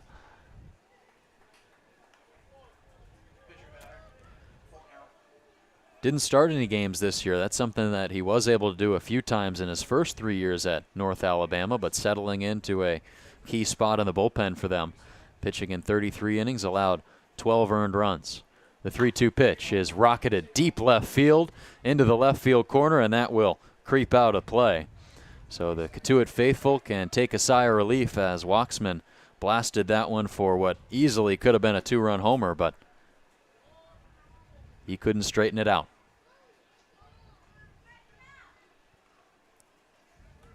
Bryson Parrish still with a 3-2 count. He comes set. Hit straight back up the middle. Ballou charging in. It sinks in for a base knock. The second of the day for Isaac Walksman, and he improves to 2 for 5. So the Kettleers trying to escape this ball game. That ends up being the 6th hit of the day for the Firebirds, and they are threatening with runners on first and second and 1 gone. Walksman doing a good job seeing a lot of pitches against Bryson Parrish. Of course, at that deep foul ball down the left field line, and got a pitch right over the heart of the plate from Parrish and sent it right back up the middle. Fouled straight back at us. Landon Moran is the batter. He's 0 for 3. RBI walk in the first, a couple ground outs to first, and then a strikeout in the 8th. So he's one of just 2 batters in this Firebirds lineup to have not reached base. He checks his swing at that pitch and fouls it straight back. It did make contact with his bat. So he's down in the count now 0-2. Actually did reach base earlier on in this ball game, but Chris Barr, making his Orleans debut and Cape League debut today, is 0 for 4, the only Firebird to have not reached base, which is incredible to say given they were no hit through 6 innings. The 0-2, up and away. Of course, this is a Firebirds team that has given the Kettleers a run for their money in each of the first 2 games they played. 2-1 win for Cotuit at Eldridge Park, and then a 4-3 win for the Firebirds here at Lowell Park. Really tightly contested ball games. But Orleans really struggling this season as the 0-2 is flared straight back once more. .214 team batting average going into this game. That's 10th in the league. And even in walks with 92, it's not something that they do that much, but plenty of those today. Accepted a few hit by pitches as well, as the 1-2 pitch from Parrish is in the dirt. Jay quickly over to get it, and it's 2-2 now. So there is a right-handed arm warming up in the Cotuit bullpen. We'll see if Landon Moran is able to escape this at-bat, potentially with a walk with a base hit if Mike Roberts decides to pull Bryson Parrish from this game. But, of course, with the sunlight and I guess the lack thereof above head being a factor, we'll see if he does decide to make that decision. 2-2 from Parrish. Upstairs, it's 3-2.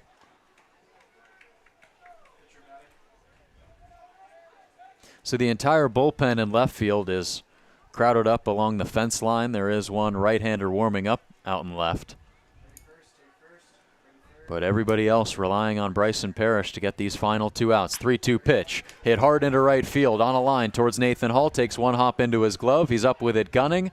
And a great throw into the infield cut off by Grant Jay. As they keep the base runners right where they're at, they go station to station. And the Firebirds will have the bases juice with 1 gone in this 9th frame. Mike Roberts staying put for the time being, Alex. This is not the guy that you want to see stepping up into the box. It's Lorenzo Miola, who, of course, hit the home run to give Orleans the 5-4 lead before Tanner Thatch answered. But a big spot here for Bryson Parrish. The bases are loaded, just in need of a ground ball that could turn 2.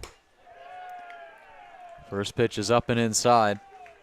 Lorenzo Miola has to get out of the way of it and takes ball 1. So strike throwing definitely needs to be at a premium here.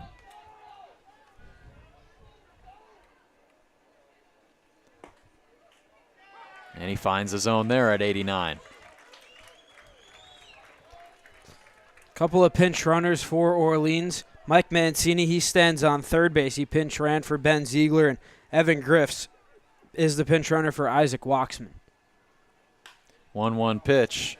Miola had to lean over the plate and flare it away foul to the right. This is a massive pitch here for Bryson Parrish. Ahead in the count 1-2. Bases are loaded, no margin for error.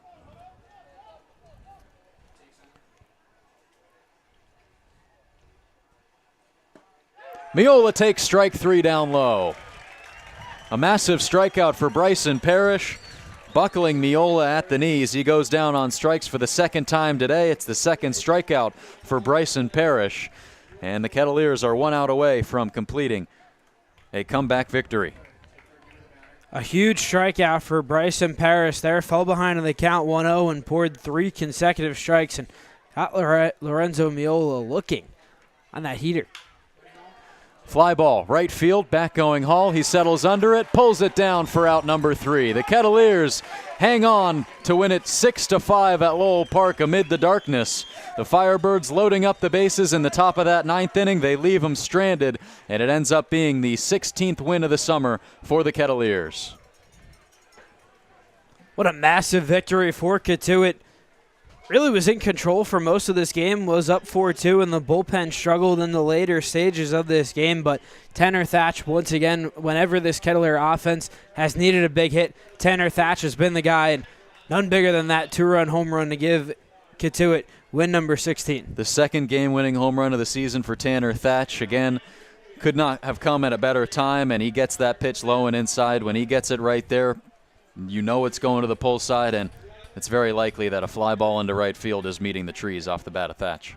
And even a more important play was the play before, Jaron Advincula just slapping a ball on the infield and reaching on the throwing error by the third baseman, Hudson Shoup. And Jaron Advincula, a guy who was 3 for 3 before that at bat, just putting balls in play, doing all the little things, and Advincula forcing the defense to make a play. Shoup, of course, throws the ball awry, and then you leave a pitch right in Tanner Thatch's sweet spot. He's not going to miss too many of those, and deposits it over the wall, and just like that, amidst a little bit of chaos in that 9th inning, Cotuit pulls away with the 6-5 win. And more on the first thing that you said.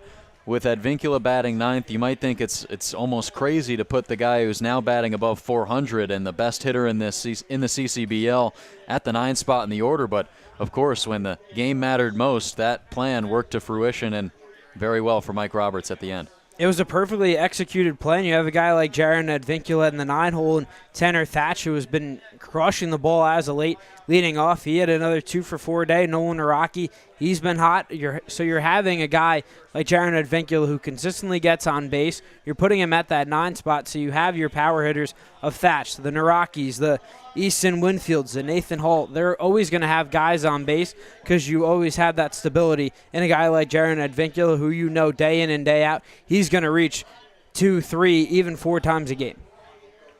I mean, Jaron Advincula going 3 for 4 tonight, but reaching in all 4 of those plate appearances, as you mentioned, and scoring a couple of runs. But for the Kettleers, you'd like to see their lineup maybe clicking on all cylinders from 1 to 9. That's something that Mike Roberts has talked a lot about, but there are still some bright spots in that order.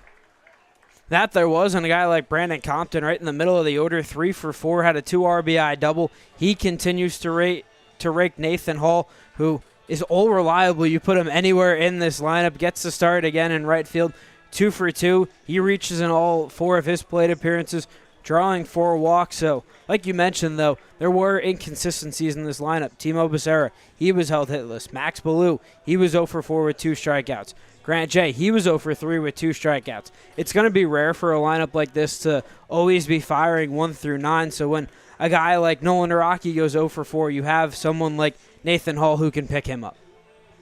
And pitching-wise, Cotuit falling into some issues at the end of that ball game, but six, not shutout innings, but they did give up a couple runs, but 6 no-hit innings combined from Gabriel Nard and Lucas Perko. How huge was that to see such great appearances from those guys? And it didn't really start off that way, at least for Gabriel Nard, who ran into trouble in that top of the first inning, issued 3 walks, hit a batter, gave up 2 runs without giving up a base knock, so pretty rare that you see that of Nard just losing control there, but did a nice job really battling back and worked a 1-2-3 top of the second and followed that up with a 1-2-3 top of the third. And then Gabriel Nard really started to settle in. He got ahead of hitters and stretching him out to the 4th inning of work. That's something that we haven't seen from Nard this year. They're the most pitches he had this year at 63 and going 4 innings. And then you hand the ball off to Lucas Perko, a guy who really had success today. He ate up 3 innings, allowed just 2 hits and 1 run, so it was vital for this Kettleer bullpen to just eat up as many innings as possible. And you just love to see that, what just happened down at field level. Mike Roberts breaking the huddle with the Kettleers. Of course, they let out a huge round of applause for Cam Schulke, who recently got drafted to the Cleveland Guardians and one of the few draftees who is currently on this roster, still technically on the active roster. But, of course, Cam Schulke is headed out of town very soon, but of course Mike Roberts meeting all the kids just in front of the on-deck circle and pointing all of them in the direction of the players because they are the true stars in this ball game and they're the ones who got it done today. And for Mike Roberts, I mean, what more can you say about this offense? To be able to continue to battle back even when the pitching maybe isn't there at times, when the timely hitting isn't there at times, they're still able to pull through with a couple of key hits at the end. And you really have to be pleased with this lineup. Although we talked about there being inconsistencies and guys not always being on fire and having 1 through 9, but just to have that ability to fall back, be behind in a ball game, and come up with a clutch hit, just much needed. So the Kettleers pulling away with a 6-5 victory as they take down the Firebirds for the 2nd time this season. And now Mike Roberts, after this 16th win for the Kettleers, will be joined at field level by Adele Huffman. Adele? Thanks, Joe and Alex. My name's Adele Huffman, joined alongside head coach Mike Roberts, and this is the 10th inning. Coach Roberts, thoughts on tonight's game and that nail-biting finish? I just say congrats to those guys in uniform, man. They never give up. This club this year, I really struggled managing tonight in several ways, offensively as well as all new bullpen. Really, I'm guessing, and I don't feel comfortable guessing, but I will say Perko was really good tonight. And then I've never seen pitch. I've never seen any statistics on anything. I just thought, okay, he seemed like a nice guy. Let's put him out there. That's what we did, and he closed the door. Well, it definitely worked out in our favor. But coming off of an off day and now in the later half of our season, how do you keep the – Well, I think it's up to the players. You know, how much do you want to be here? Yeah, that's the key is, you know, some guys get tired and say they want to go home. And, you know, I've talked to them about that. And, you know, we play for our wonderful fans here in Cotuit, and they play for their host families, and they play for their families at home who are watching. probably right now. And, that should be part of the motivation, but the word I use in camp every week with our youngsters and with them is the only motivation that really works day in is self-motivation. So I encourage you to be, if you are, then continue to play well. If you lose that self-motivation, then you'll see it. We won't play very well. And, Coach, you have been a huge motivator to all of these players, especially Cam Schulke, who I just saw that interaction with a few seconds ago, and he was watching the game. But how does it feel to know that you've produced so many players that have now been drafted? Well, 23 young men that played here last year or this year went, and that's about, 68, 69 the last 3 years. That's the reason I'm here, is to help any youngster that wants to get better and see whether or not I have the experience and the skills to tweak something just a little bit. And tonight, I think one of the tweaks we made earlier this summer that he really bought into was Tanner Thatch. He tweaked his hands just a little bit. And I'll have to say, I don't know that I've ever seen a more beautiful flight of a ball in the dark than I've ever seen than that flight tonight. So I congratulate Tanner as well. But yeah, all the guys that have signed, we miss them. We care about them greatly. The community cares about them greatly. They'll always be Kettleers, and we wish them the best of luck. Well, thank you so much, Coach, and congratulations on the win. Be sure to tune in tomorrow. We're happy to be home again versus Chatham at 5 p.m. This has been Adele Huffman at Lowell Park, and we'll see you tomorrow, Cotuit family.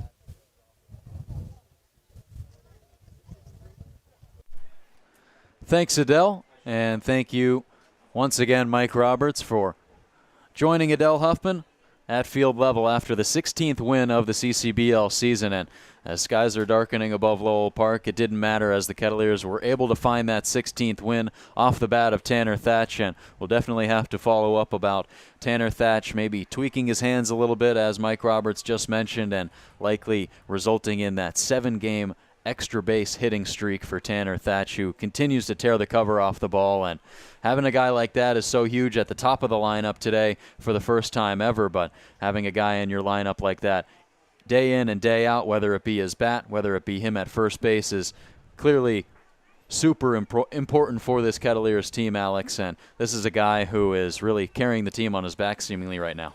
And, Joe, this is something that we talk about pretty much every day when it comes to Tanner Thatch. He's making a big play in the field. He's saving errors. He's scooping balls low in the dirt. And, when he maybe doesn't have the biggest impact in the field, he's crushing go-ahead home runs. He's now up to 8 home runs this year, 19 RBIs. That leads the team. And him and Brandon Compton have been going back and forth in this RBI lead. And it was like Compton hits a 2 RBI double. He pulls ahead, and then Tanner Thatch was like, all right, I'll match you. And then he jacks a 2-run go-ahead home run. But just the ability that Tanner Thatch has, working deep in accounts. There's been so many times this year he's fouled off tough pitches. He's worked full counts. That's just all the things that you want to see from a guy in the middle of your lineup. And then you put him at the leadoff spot, and he just mashes once again. So Tanner Thatch has really been the leader of this Cotuit team, and it's such a great and vital player to have, whether he can do it in the field or at the dish. Tanner Thatch has been making it happen. Now moves into a tied for second place in the CCBL with 8 homers, tying Wahiva Aloy of Yarmouth Denison. They are now 1 homer behind Ryder Helfrich of Brewster. But that's going to do it for our coverage tonight of Game 26 of the CCBL season. For my broadcast partner, Alex Rocco, for our production crew, Jimmy Chantulis and Cam Christie, and, of course, for our sideline reporter, Adele Huffman, as we will send you on your way as the Kettleers are able to capture their 16th win of the season to improve to 16-9-1. Orleans falling back to 7-19-0. And we will talk to you tomorrow as the Kettleers face the Chatham Anglers in a makeup game from last Saturday. The Kettleers playing at 5 p.m. right here at Lowell Park, the second of 3 straight home games for the Kettleers. But that's going to do it for us. Thank you for joining us and spending a little bit of your Wednesday night with us as the Kettleers defeat the Firebirds 6-5. Have a good night, everybody. And once again,